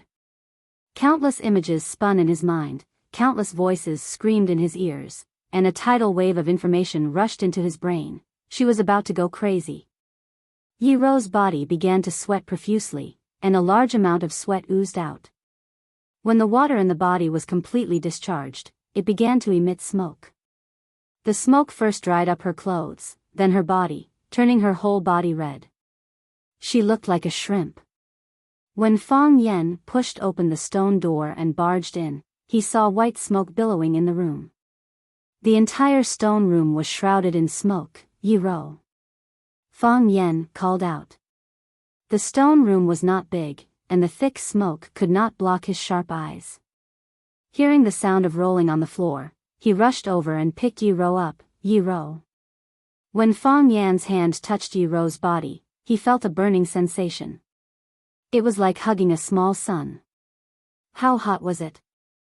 Even so, Fang Yen was still reluctant to put Yi Ro's body back on the floor. Yi Ro. Fang Yen called out Yi Ro's name loudly. Yi Ro, wake up. What's wrong with you? Her head was muddled, and she had gradually lost her sense of self. She just kept shouting words like "I can't kill you" over and over again to strengthen her belief, because she was worried that she would lose control of her actions after falling into chaos. Her eyes became darker and her head became heavier and heavier. She felt she was about to die. Because her neck was choked by the malicious ghost that Fang Yen transformed into. Her throat was dry and burning, and she could hardly breathe. In her hazy consciousness, she heard Fang Yan's voice. Fang Yan. Yi Rou called out. Her voice was hoarse, and blood oozed out of her mouth when she spoke. Her mouth was full of blood, which flowed out from the corners of her mouth, which was a ghastly sight. Yi Rou. Yi Rou, you'll be fine. Fang Yan hugged Yi Rou tightly, wanting her to feel his strength and to know that he was with her. One of Fang Yan's palms pressed on Yi Rou's back, trying to transfer his true qi into her body and gather their strength to overcome this difficulty together. However, just as the vital energy in his palm was released and touched her body, it was violently pushed back by a strong and unparalleled force. After squeezing out Fang Yan's strength, it didn't stop there. It even wanted to attack the insides of Fang Yan's body through his palm. It was like a blood-sucking bug that wanted to occupy Fang Yan's body. Now Yi Rou was like a living mountain in its active phase. Her body was full of raging waves and raging flames. Her body formed a self-cycle and formed an independent little universe. If no external force intervened, it would continue to stay in this state. The temperature would get higher and higher, and the waves would get bigger and bigger. It might also gradually extinguish and die. If external force intervened, it would become violent and restless. It would become a ferocious monster, baring its teeth and roaring, devouring all the enemies who tried to offend it. Fang Yan's palms were bounced off and he felt a burning pain in his palms. Yi Rou. Fang Yan exclaimed. He didn't dare to try again, because if he was careless, the force he transferred into Yi Rou's body might cause a volcanic eruption. What would Yi Rou be like after the volcanic eruption? Fang Yan didn't dare to imagine. Yi Rou's body lay weakly in Fang Yan's arms. Because of the bleeding in her mouth, it was difficult for her to even speak. She could only hold Fang Yan tightly and put her burning, purplish-red arms around Fang Yan's waist. Even if I die, Yi Rou thought, at least I won't have any regrets. Thinking of this, the pain on Yi Rou's face eased a lot, and her struggling and twisting body calmed down a lot. Yi Rou, you'll be fine. I won't let anything happen to you. Fang Yan said in a sorrowful and indignant voice with determination in his eyes. Nothing can trouble me. Just hold on for a while and give me some time. Yes, Fang Yan needed time. He couldn't use Tai Chi to calm the riot in her internal organs, and ordinary medical skills and medicines couldn't bring down her fever.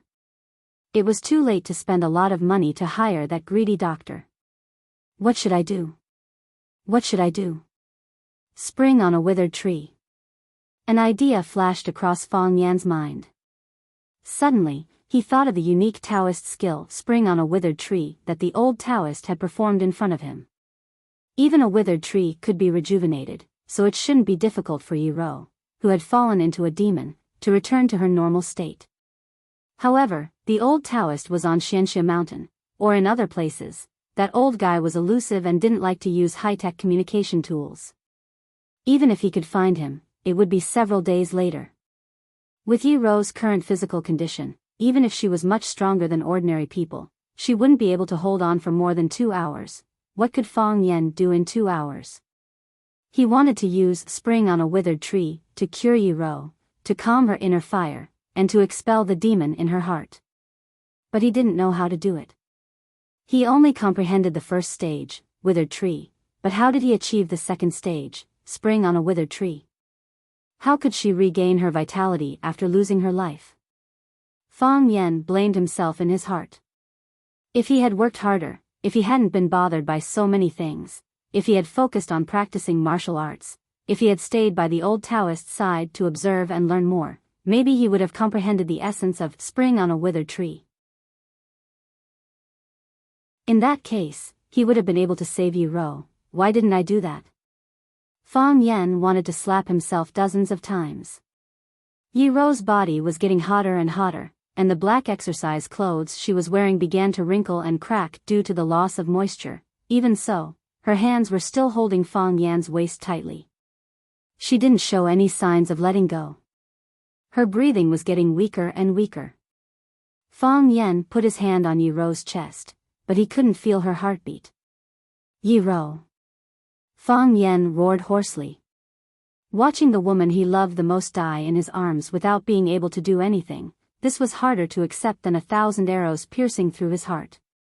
Fang Yan, you idiot, don't pull my braid. Fang Yan, you bastard, how dare you pick my plum blossom. Fang Yan, get up. Don't lie on the ground and pretend to be dead. Fang Huohua, I'm going to kill you. Fang Yan. Fang Yan's eyes were bloodshot, and big drops of tears fell down. Tears fell on Yi Rou's face. Yi Rou's eyelids moved with difficulty, but she still couldn't open her eyes. Yi Rou. Fang Yan gnashed his teeth and said, you can't die. You said you would kill me 126 times, but you haven't done it. So you can't die. Fang Yan picked up Yi Rou's body and laid her on the stone bed. Then he put his palm flat on Yi Rou's belly button. Move a mountain. Fang Yan wanted to move the volcano in Yi Rou's body into his own. Since the volcano needed to erupt, he would erupt in his body.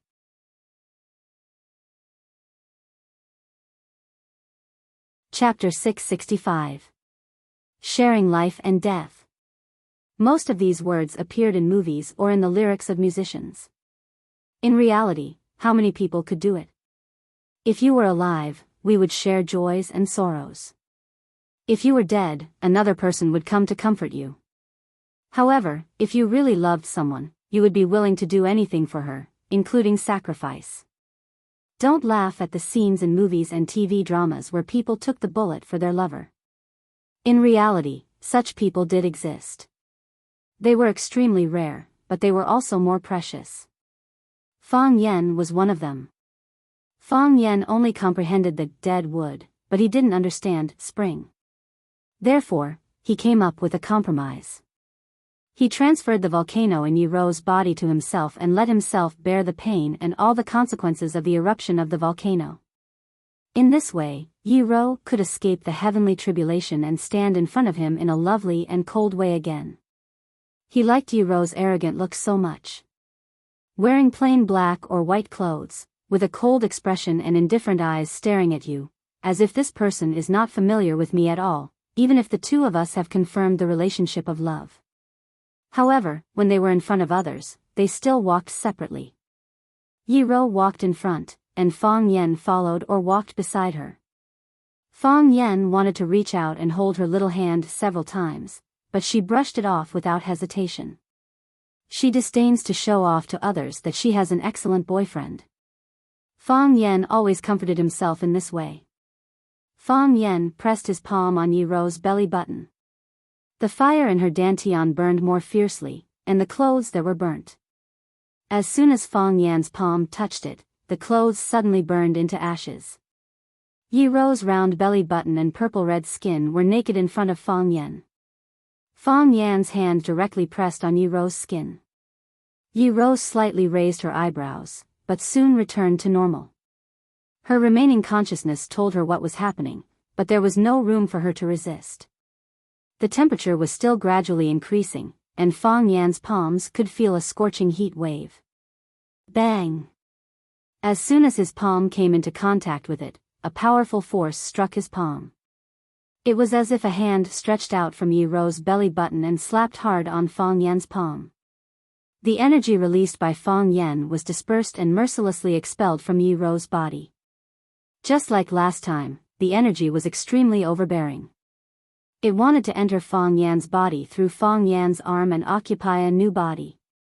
Although Yi Rou was young, her cultivation was not low. The energy in his body was abundant, and his Jinqi surged.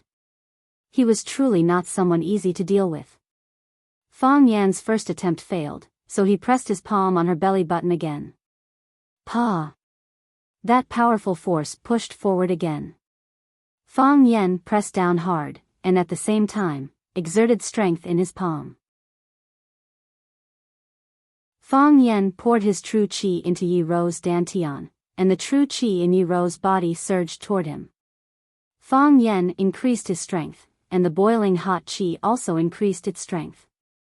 Fang Yen increased his strength again, and the counterattack was also stronger and more majestic. Back and forth, the two of them played an interesting game that wasn't very clever. Fang Yen concentrated his qi in his dantian and gathered all his strength on his right palm that was pressing on Yi Ro's belly button. Whoosh! The powerful qi swept over and rushed toward Yi Ro's belly button. The volcano in Yi Ro's body became angry. It felt that its dignity was being challenged. Boom! The volcano drew strength from all the meridians and acupoints in Yi Ro's body and crushed toward Fang Yan's palm with great force. If you are hard, I will be harder. If you are strong, I will be stronger. This was a fight of life and death. Logically speaking, Fang Yan should have used his energy again to support himself. However, after he released his energy to attract all the power of the volcano inside Yi Ro, he suddenly withdrew his energy. In an instant, he retracted the energy that he had released, and the huge energy roamed around his body. It was like a torrent of water, destroying his body organs without restraint. Ew! Fang Yan groaned and a stream of blood spurted out of the corner of his mouth. Not only that, but the true qi of the volcano that Fang Yan had seduced was also brought into his body. He had succeeded in the first step and successfully moved the volcano inside Yi Ro's body into his own. The true qi was not only strong, but also had a smell of gunpowder. It was like a canal of molten steel or a small burning flame, swishing in Fang Yan's body. Every time it passed through, it was like a burning steel knife scraping the inside of Fang Yan's meridians. Fang Yan was scraped over and over again. Ew! Ew! Ew! Fang Yan spat out mouthfuls of blood, and the blood splashed on Yi Ro's face and body. He stretched out his hand, wanting to help Yi Ro wipe it. Suddenly, the strength that was drawn back for the first time collided with the power of the volcano that was drawn from Yi Ro's body. Pa! A loud sound rang out, causing Di Yan's internal organs to distort and shift along with it. A spicy taste choked his throat, as if he had just swallowed a large amount of chili. His eyes, nose, mouth, and ears were all spurting out blood, like a small spring. Fang Yan's vision darkened, and his body fell heavily to the ground. In the backyard. Yi clan's ancestral hall. Yi Daowen and Yi Daoling stood at the entrance of the Yi clan's ancestral hall. The men of the Yi clan stood in 2 rows. Except for the men who stayed behind to guard the 4 sides, everyone else was gathered here. Yi Daoling's injury was not serious because Fang Yan did not use his full strength. Otherwise, it would be normal for him to not be able to get out of bed for 3 to 5 months. Normally, the Yi clan's ancestral hall's door was closed. Except for important festivals or when a member of the family committed a great crime, it was usually not open. However, no matter what reason it was opened in the past, those who could enter the door were all members of the Yi family. There had never been an exception to this. However, the Yi clan's ancestral hall was pushed open by an outsider today. Yi Daowen looked at the open door of the ancestral hall, and his face was so gloomy that water could be squeezed out. As the person in charge of the Yi clan and the guardian of the old house, he paid the most attention to these etiquette and rules. Fang Yan's behavior was very unruly. This kid. Yi Daowen said in a low voice, "We must make him give our Yi clan an explanation. His explanation is useless. We must let the Fang family's old man personally give our family an explanation." Did anyone go to the Fang family to report? Someone from their family ran to our Yi clan and acted wildly. Is there no one who came out to deal with it? Big brother, this matter is not urgent. Yi Daoling advised. Let's look at the situation first. Things have already happened. What we need to think about now is how to deal with the aftermath.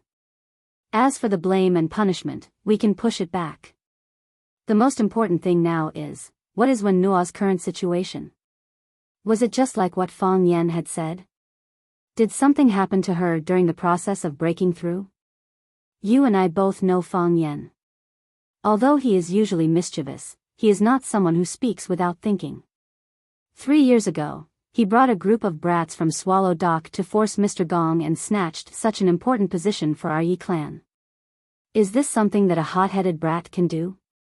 Wen Nuo will naturally be fine, Yi Daowen said firmly. He had unlimited confidence in his daughter. Wen Nuo has a calm temperament. She has never failed in something she has decided on. Yi Daoling shook his head and said, "Big brother, other things are easy to say. However, the matter of seeking martial arts and seeking the Tao is indeed difficult to say. Those who can reach that step, which one of them is not a genius? What is the result? Didn't many people get into trouble? One wrong step will lead to a myriad of calamities. We have to be careful." Yi Daowen's expression became ugly and he shouted, "Yi Daoling, what are you thinking? Wen Nuo's breakthrough is something that has hundreds of benefits and no harm to our Yi clan. Can't you think more positively?" "Big brother, I think too much positively, so I don't want anything to happen to Wen Nuo. Now that Fang Yan has already barged in, should we go in and take a look?" "Of course we have to go in and take a look." Yi Daowen's anger had not subsided. He was not angry at what his brother said, but at Fang Yan's reckless behavior. Yi Wen Nuo was his precious daughter and also a pillar of the Yi clan. If something went wrong because of Fang Yan's disturbance, then even chopping Fang Yan into pieces and feeding him to the fish would not be enough to vent his hatred. "Then let's go in and take a look," Yi Daoling said. He led the way and took the lead to walk into the ancestral hall. Yi Daowen sighed and followed closely into the ancestral hall. Yi Fengsheng and his cousins behind him looked at each other and all followed into the ancestral hall. There was an offering table in the ancestral hall with the ancestral tablets of the Yi clan's ancestors on it. There were 3 bronze incense burners on the offering table. Turning the incense burner on the far left could activate the mechanism in the basement of the Yi clan. Yi Daoling turned the incense burner 3 times to the left and 2 times to the right, and a stone door appeared in the middle of the wall. When Yi Daowen stepped into the stone door, he turned back and glared at Yi Fengsheng. He scolded, "Unfilial son, if it wasn't for your loose lips, how could Fang Yan find our Yi clan's secret passage?" Yi Fengsheng's expression was timid and he did not dare to speak. The secret passage in the Yi clan's ancestral hall was indeed revealed by him. Who told him to like to play hide and seek with Fang Yan when he was young? Passing through the stone wall, they walked into a long stone tunnel. There were 2 stone rooms at the entrance. One was used for seclusion, and the other was used to avoid disaster and escape. Yi Daoling carefully pushed open the stone door on the left. After taking a look, he hurriedly closed the stone door again. Yi Daowen was shocked and asked, "What happened?" "Be gentle with her. Her clothes are gone." Yi Daoling hesitated for a moment and said with a sigh.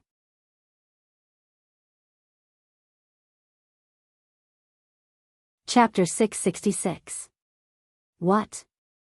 Yi Daowen's expression froze, suspecting if he heard wrongly. About the children Yi Daoling's voice contained a hint of comfort. "Let them decide for themselves."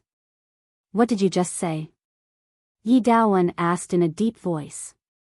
Yi Daoling pointed at the thick stone door of the stone room and said in a low voice, "2 people, not wearing cloths Hua." There was an uproar outside the stone room. Everyone who heard the news was dumbfounded. They had an expression of, "How could such a thing happen?" on their faces. No matter how anxious Fang Yan was, he only went in for a short while and Yi Ro was already naked. Moreover, with Yi Ro's personality, how could she do that kind of thing with Fang Yan here? Even if she did it, she would do it in her room. She wasn't that kind of person. It must be Fang Yan who took advantage of his sister's unprepared cousin was unconscious when she broke through. That's why Fang Yan took advantage of it. Fang Yan, this despicable person, I already knew he wasn't a good person. Yi Fengsheng tried to hold it in but still couldn't help but say, could it be, they were dual cultivating? I heard that dual cultivating can yield twice the results with half the effort. Yi Daoling slapped Yi Fengsheng's head and said, "What dual cultivating?" That kind of evil and obscene thing, our Yi family doesn't have that kind of technique and method to break through. Don't say such words again. If anyone spreads it, I'll skin him alive. Got it. Yi Fengsheng covered his head and said. The other children of the Yi family also nodded, expressing that they wouldn't spread it. Yi Daowen was dazed at first, then the anger in his heart rose rapidly, causing his face to turn red. His eyes were filled with murderous intent as he shouted, "Move aside. Let me go in and chop that bastard to death." Yi Daoling blocked the door and said, "Big brother, since it's like this, let's handle it carefully." Carefully? How can we be careful? If it wasn't for the ancestor stopping me, I would have already. How could this happen? Yi Daoling was furious. Yi Daoling smiled bitterly and said, Ro is currently in the breakthrough phase. Breakthrough what? They even have the face to do such a thing. Big brother, don't be rash. There might be some hidden secrets. Go in and tie up Fang Yan. I don't care who pleads for him this time, I will fight him to the death. It's not appropriate for us to go in. Yi Daoling said. Let's get an elder to go in. Let third aunt go in to take a look and cover them with clothes. Yi Daowen didn't refuse this time. He also felt that it was not appropriate for him or any other male member of the Yi family to go in. After all, the two animals had taken off their clothes. Yi family. In the lobby. Fang Hui was drowsily sitting in his wheelchair. The Vajra eagle was also looking around listlessly. Yi Daowen's face was pitch black like the bottom of a pot. He sat on the Grand Preceptor's chair and drank tea without saying a word. Yi Daoling still maintained the respect of an elder and said in a low voice, Old man, you already know about the matter. Shouldn't you say something? Fang Hui opened his eyes and asked with a blank face, Daoling, what did you just say? Yi Daoling smiled bitterly and said, I said that Fang Yan broke into our Yi family's ancestral hall at night and did that with Wen Wan. If this gets out, will our Yi family still have the face to go out and meet people? Oh, you're talking about that matter. Fang Hui laughed loudly and said, let them decide their own matters. Our brat and Wen Wan are not people who can't make their own decisions. Why would they not have the face to meet people? Don't be surprised. Elder Fang, your words are so light. Fang Yan smashed the door of our Yi family in the middle of the night, broke into our ancestral hall, and even hugged my daughter Wen Wan. You just said, let them decide, and sent him away. If this happened in your Fang family, I'm afraid Elder Fang wouldn't be happy, right? Fang Hui looked at Yi Daoling with murky eyes and said, Daoling, I know you're angry. This matter was indeed Fang Yan's fault. He was too reckless. If it was another way. Of course, if it was another way, you wouldn't agree to let an outsider enter your Yi family's ancestral hall, would you? Elder Fang, do you think that Fang Yan should naturally enter our Yi family's ancestral hall? That won't do. Absolutely not. Every family has their own rules. Who dares to disturb the ancestors of other families? That would be a great sin. Elder Fang waved his hand and said. No matter how broad his mind was, no matter how much he spoiled his grandson Fang Yan, he still had his own traditions that he wanted to uphold. For example, the glory of the family, the peace of the ancestors, and so on. Therefore, Fang Hui actually didn't approve of his grandson Fang Yan breaking into someone else's ancestral hall. If this kind of thing happened in his Fang family, he would probably fight to the death. The Fang family was weak, so they had to fight to the death. Because that was the only way to protect the honor of the family and the peace of the ancestors. The Yi family's development was like the sun in the sky, so they didn't really care about these things. It wasn't that they didn't care about the honor of the family and the peace of the ancestors, but because they didn't need to use extreme methods to prove something. Even if Fang Yan smashed the gate of the Yi family and barged into the ancestral shrine of the Yi family, no one would say that the Yi family was in trouble or that the Yi family was being bullied. Because the Yi family was confident and powerful. It was precisely because of this that they had to express a magnanimous attitude towards others. This was also the reason why the Yi family didn't go to the Fong family to denounce them, but instead asked someone to respectfully invite Elder Fong Hui over. But Fong Yan did, that's why he had to go in. Fong Hui said aloud. Think about it. Is my grandson Fong Yan stupid? Yi Daoling and Yi Daowen looked at each other and shook their heads. That kid was naturally not stupid.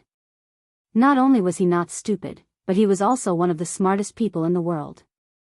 That's why, since he is not stupid, why did he break into your Yi family's ancestral hall in the middle of the night? There must be a reason why he had to break in, right? Elder Fong Hui said. After dinner, that kid accompanied me to enjoy the cool air in the courtyard. Suddenly, he said that he was restless, and then he strode towards your Yi family. What could make him so anxious? It must have something to do with Wenruru's seclusion breakthrough. He came for your Wenruru. Elder, this is too far-fetched, Yi Daoling retorted. Our Wenruru is cultivating in seclusion and is at the critical moment of her breakthrough.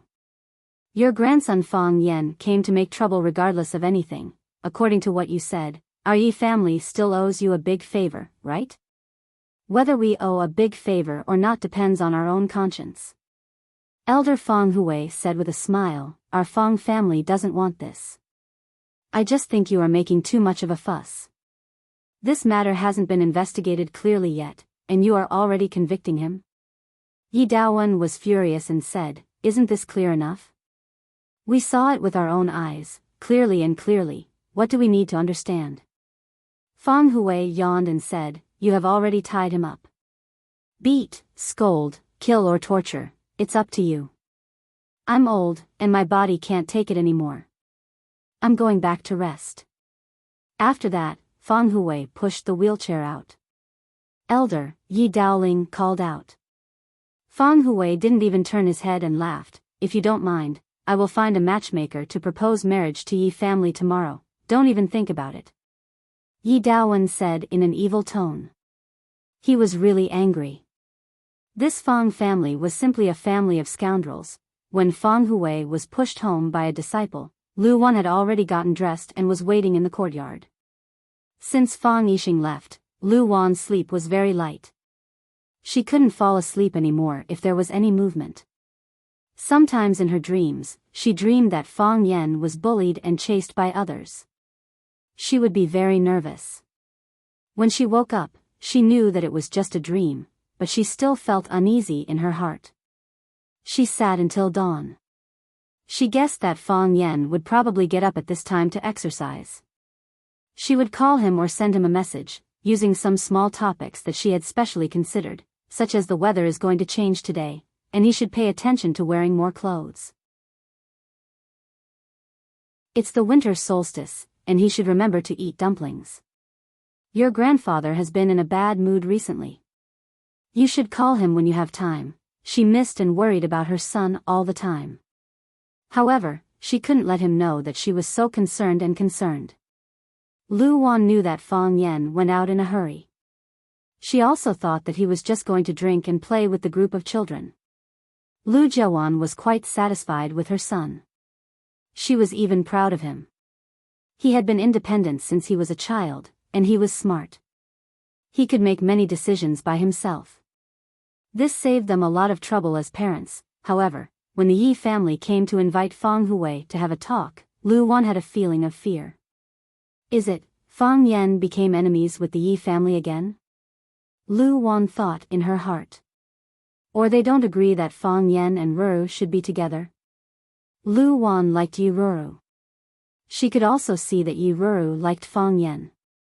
Because no matter how others said that Yi Ruru was proud and indifferent, Yi Ruru was gentle and polite in front of her.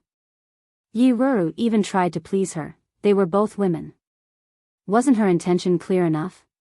But what on earth happened? Lu Wan looked at her father, Fong Hui. She deliberately suppressed the uneasiness in her heart and asked, Dad, is Fong Yan all right?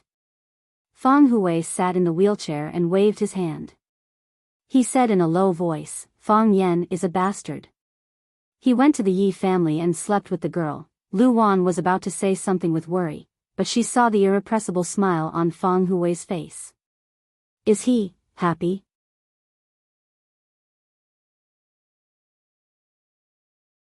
Chapter 667. Dad, Lu Wan looked at Feng Hui carefully and said with uncertainty, "Aren't you worried? The Yi family invited you over so late. They must be talking about Feng Yan, right? They haven't released Feng Yan yet. Will there be any problem?" Feng Hui was indeed laughing. At first, he restrained himself, but after he laughed, he became a little unscrupulous and said, "Don't you think it's something worth being happy about?" Lu Wan thought for a while, but she really didn't understand what was worth being happy about.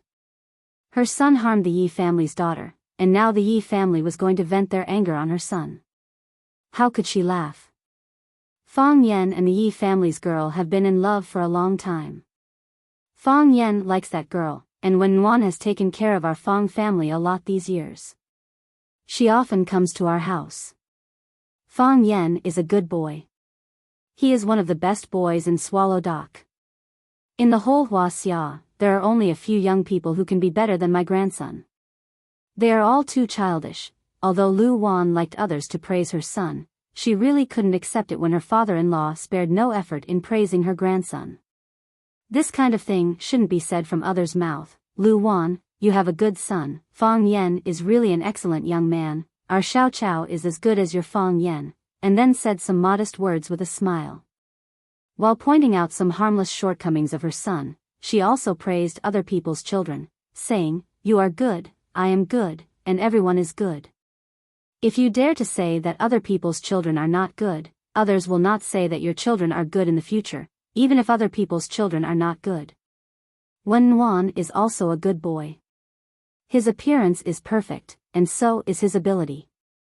Why did I beg the Yi family shamelessly? Why did I send my grandson to be humiliated by them? To tell you the truth, I'm doing this for a reason. Ruru is the granddaughter-in-law I've chosen for Feng Yan for a long time. I can't let such a good girl be taken away by someone else. I'll let them get to know each other and settle Yi Ruru. Lu Wan wanted to refute her father-in-law. In the past few years, the relationship between Feng Yan and Yi Ro was more than just an exchange of acquaintances. Every year in the competition, Yi Ro never showed mercy to Feng Yan. When Feng Yan mentioned Yi Ro, he always referred to her as that savage woman, that big dinosaur, and that ugly monster. Did this mean that he had decided on his aunt in advance? He felt that things were not so reliable. As if he knew what Lu Wan was thinking, Feng Hui said with a smile, "I know that Feng Yan was wronged a few years ago, but he was not as good as others. If he could beat Tenderness and defeat her in a fair and square manner, wouldn't the other side be the one who would suffer? He couldn't beat her, it's reasonable for him to suffer some physical pain. However, there are advantages to not being able to beat her.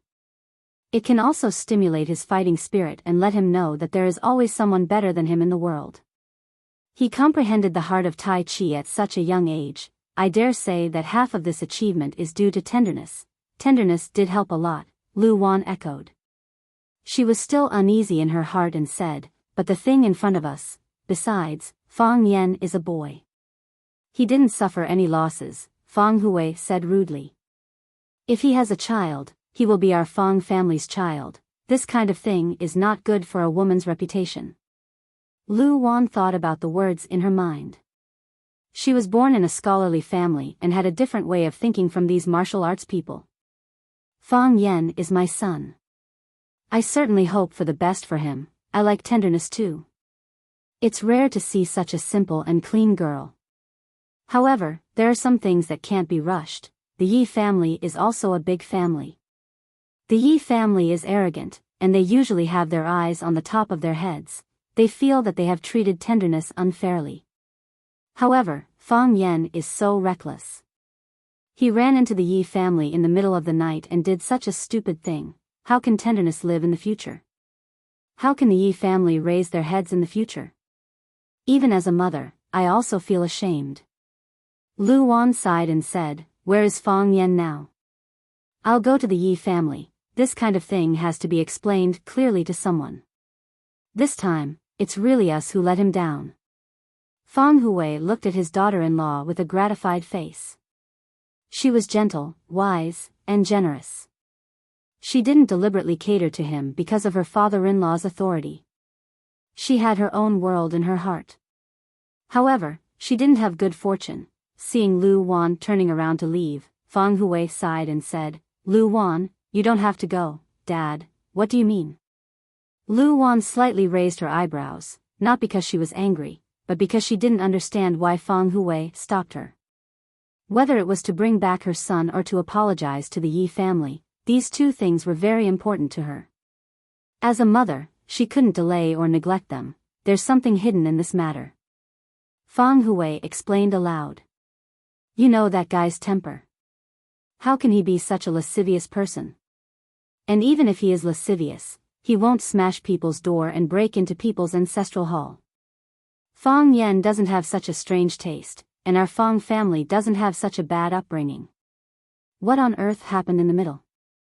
I don't know. But I think it's for the good of the Yi family's girl. They now have a misunderstanding about Fang Yan and want to get rid of the evil for the people. At this time, no matter what we say, they won't believe it. Then, when the truth comes out, they will come to apologize themselves. Dad, Lu Wan was even more worried and said, they are angry now. If they do something to Fang Yan, they won't.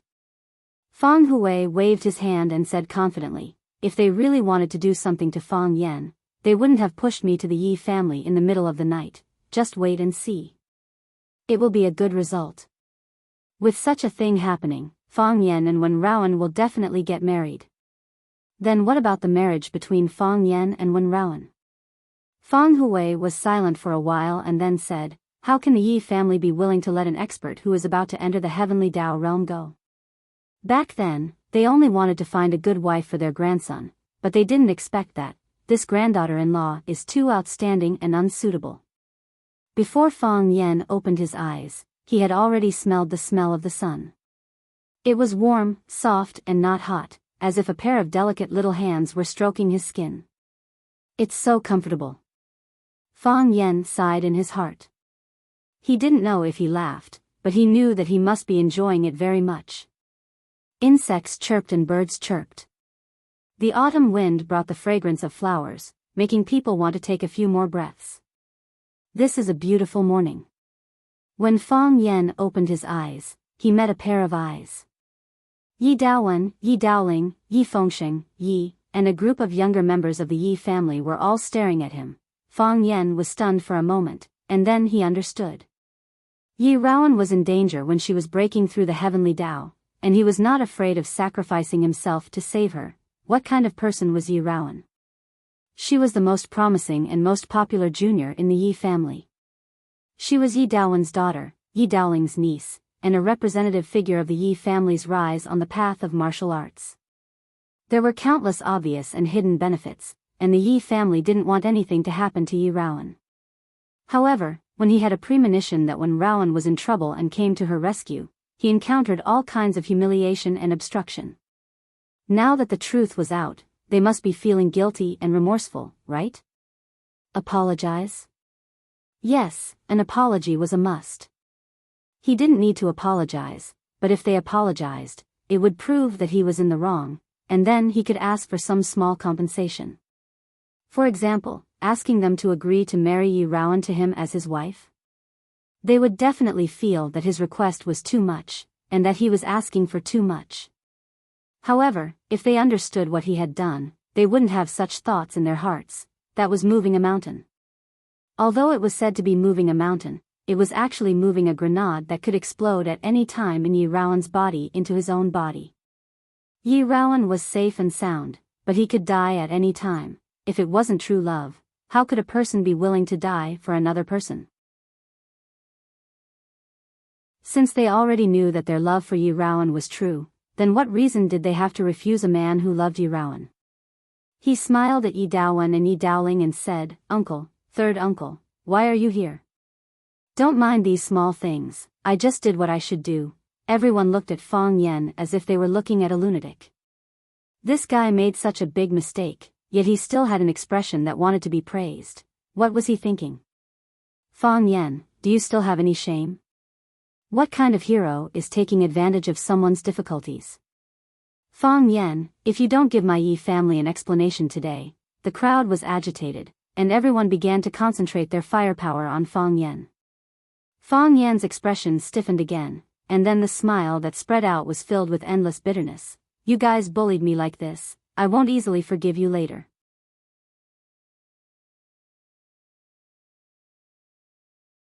Chapter 668.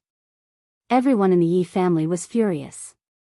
If it wasn't for the fact that Fang Yan was lying on the bed, they would have wanted to make a move on Fang Yan.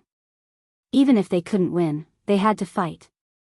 They had to let Fang Yan beat them to death. Yi Fengxing was caught in a dilemma and whispered, I think it's better to figure out the situation first. We have to wait for cousin to wake up to know what the situation is. Isn't that right, everyone? If we misunderstood Fang Yan, wouldn't we have to apologize to him? Those who practice martial arts need to be steady and calm, to strike only after the enemy has struck. Yi Fengxing and Fang Yan were good friends, but Fang Yan made such a big mistake in the Yi family. It was difficult for him to say a word even if he wanted to help. One had to know that from last night until now, several cousins didn't give him a good look. Especially after his first uncle Yi Daowen accused him of revealing the secret path to the Yi clan's ancestral hall, Yi Fengxing suffered a lot of supercilious looks. Some older brothers and sisters even sharply criticized him for pushing the Yi clan into danger. Yi Fengxing, what misunderstanding? We all saw it with our own eyes. It was Fang Yan who forced his way in and ruined gentle cultivation. Yi Dongxue said coldly. Yi Dongxue was a child of the second master's branch. He was only 2 years older than Yi Fengxing, but he could use the identity of the big brother to scold Yi Fengxing. Yi Dongxue saw Yi Fengxing's situation and could only swallow the words he wanted to say. This time, Fang Yan really angered everyone. Even his father was very dissatisfied with Fang Yan's reckless behavior. Yi Daowen's face was gloomy, and his eyes were filled with anger as he stared at Fang Yan. Yi Daoling's expression was still calm, but he thoughtfully looked at Fang Yan, who had a bitter smile on his face. After the younger generation made a ruckus for a while, Yi Daoling waved his hand and signaled everyone to quiet down. Yi Daoling looked at Fang Yan and said, Fang Yan, how do you feel now? Are you all right? Fang Yan said uncertainly. When he was being attacked and insulted by the people of the Yi clan, he secretly let his true qi circulate through the meridians of his body. Other than the fact that his body felt empty and it was difficult for him to breathe, he didn't feel anything else. Where did the volcano go? They had clearly exploded in his body, but what were the consequences of the explosion? Did he cause any trauma to himself? Why can't I feel anything? Fang Yan was puzzled. That's impossible. With the heat of that volcano and the scale of its eruption, even if it didn't blow people up into pieces, it would at least turn their internal organs into charcoal. They were even prepared to die. Yi Daoling raised his eyebrows slightly and said, Is it good or bad? It shouldn't be good, Fang Yan said. But I don't feel anything wrong for the time being. Maybe I'll be crippled in the future. Don't worry. I'll let you know when the results are out. Where's the gentleness? How's Tingwen now? You still have the face to mention Wenwan? Yi Daowen suppressed the hostility in his heart and shouted angrily. Wenwan became like this because of you. Fang Yan smiled and didn't answer Yi Daowen's question. He knew that there must be a big misunderstanding in this. Yi Daoling patted his elder brother's shoulder and motioned him not to be angry. Then, he looked at Fang Yan and asked, Fang Yan, tell me the truth. What happened last night? What did you do after you broke into the stone room? Fang Yan reached out and rubbed his forehead and said, Before I fought with third uncle, I said that I felt that when Nuan's situation was not good. Something might happen. Yi Daowen's eyes were slightly cold, but he endured and didn't say anything. Later, when I was fighting with third uncle, I took the opportunity to slip away and broke into the stone room under the ancestral hall. When I went in, when Nuan was lying on the floor of the stone room, struggling and rolling. The temperature of her body was very high, and she was about to burn herself. There was a volcano in her body, and then I found a way to move the volcano into my body, and then I fainted. What happened after that, I have no idea at all. Yi Daoling frowned and said, "You mean that when you went in, Wen Wan was already in a bad situation?" "Exactly," Fang Yan said with absolute certainty. "Nonsense," Yi Dongxue retorted unceremoniously. "You heard that Wen Wan was about to break through again, so you deliberately came to disturb her, right? Now you have succeeded." Fang Yan stared at Yi Dongxue with sharp eyes and said, "What did you say?" Although Fang Yan's body was weak and it was difficult for him to gather qi, but his eyes were still sharp.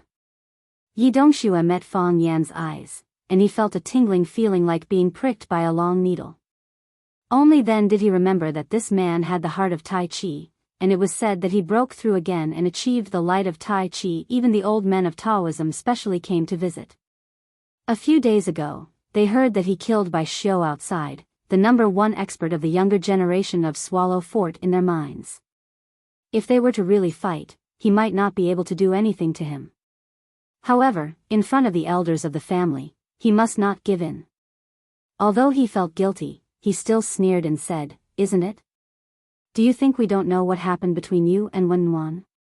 If Wen Wan conquered heaven, do you think there will still be a chance between you two? You are afraid of this, so at the critical moment of Wen Wan's breakthrough, you deliberately rushed in to disturb her breakthrough, saying that you had a premonition before breaking the door. Do you think you are a god of divination?" Fang Yan, using such nonsense to deceive our Yi family, do you think we are all idiots? I knew it would be like this, Fang Yan said with a wry smile. Fang Yan sat up from the bed, looked at Yi Daoling and said, "Uncle, third uncle, do you think so in your heart?" Fang Yan, if that's not the case, can you give me an explanation?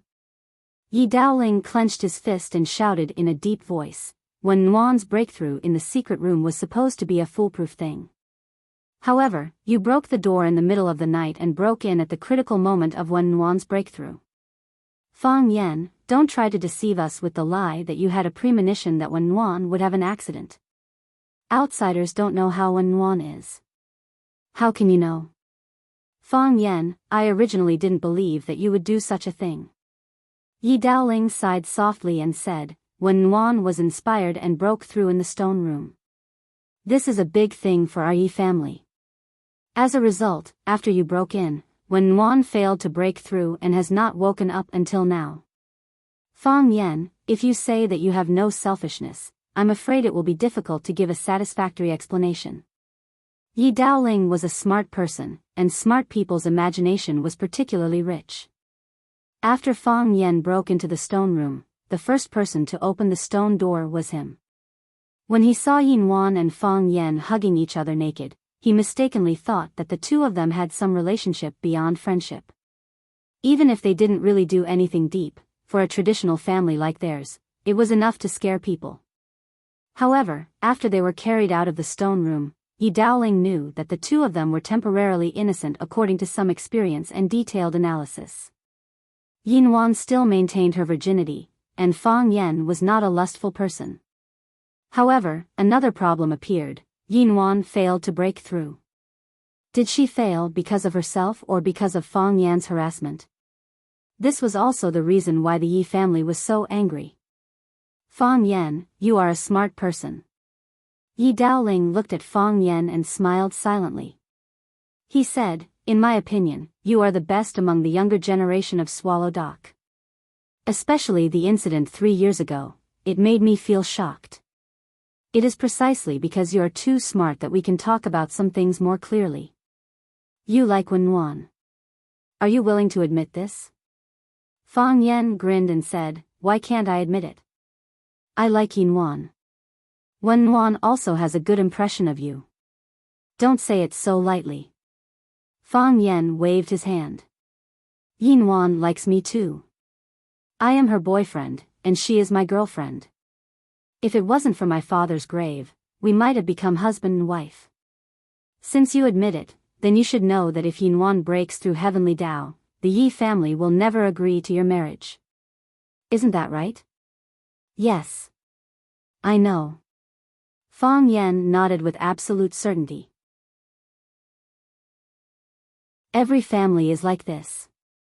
It is not easy to cultivate a talent. Yin Wan is a rare martial arts genius.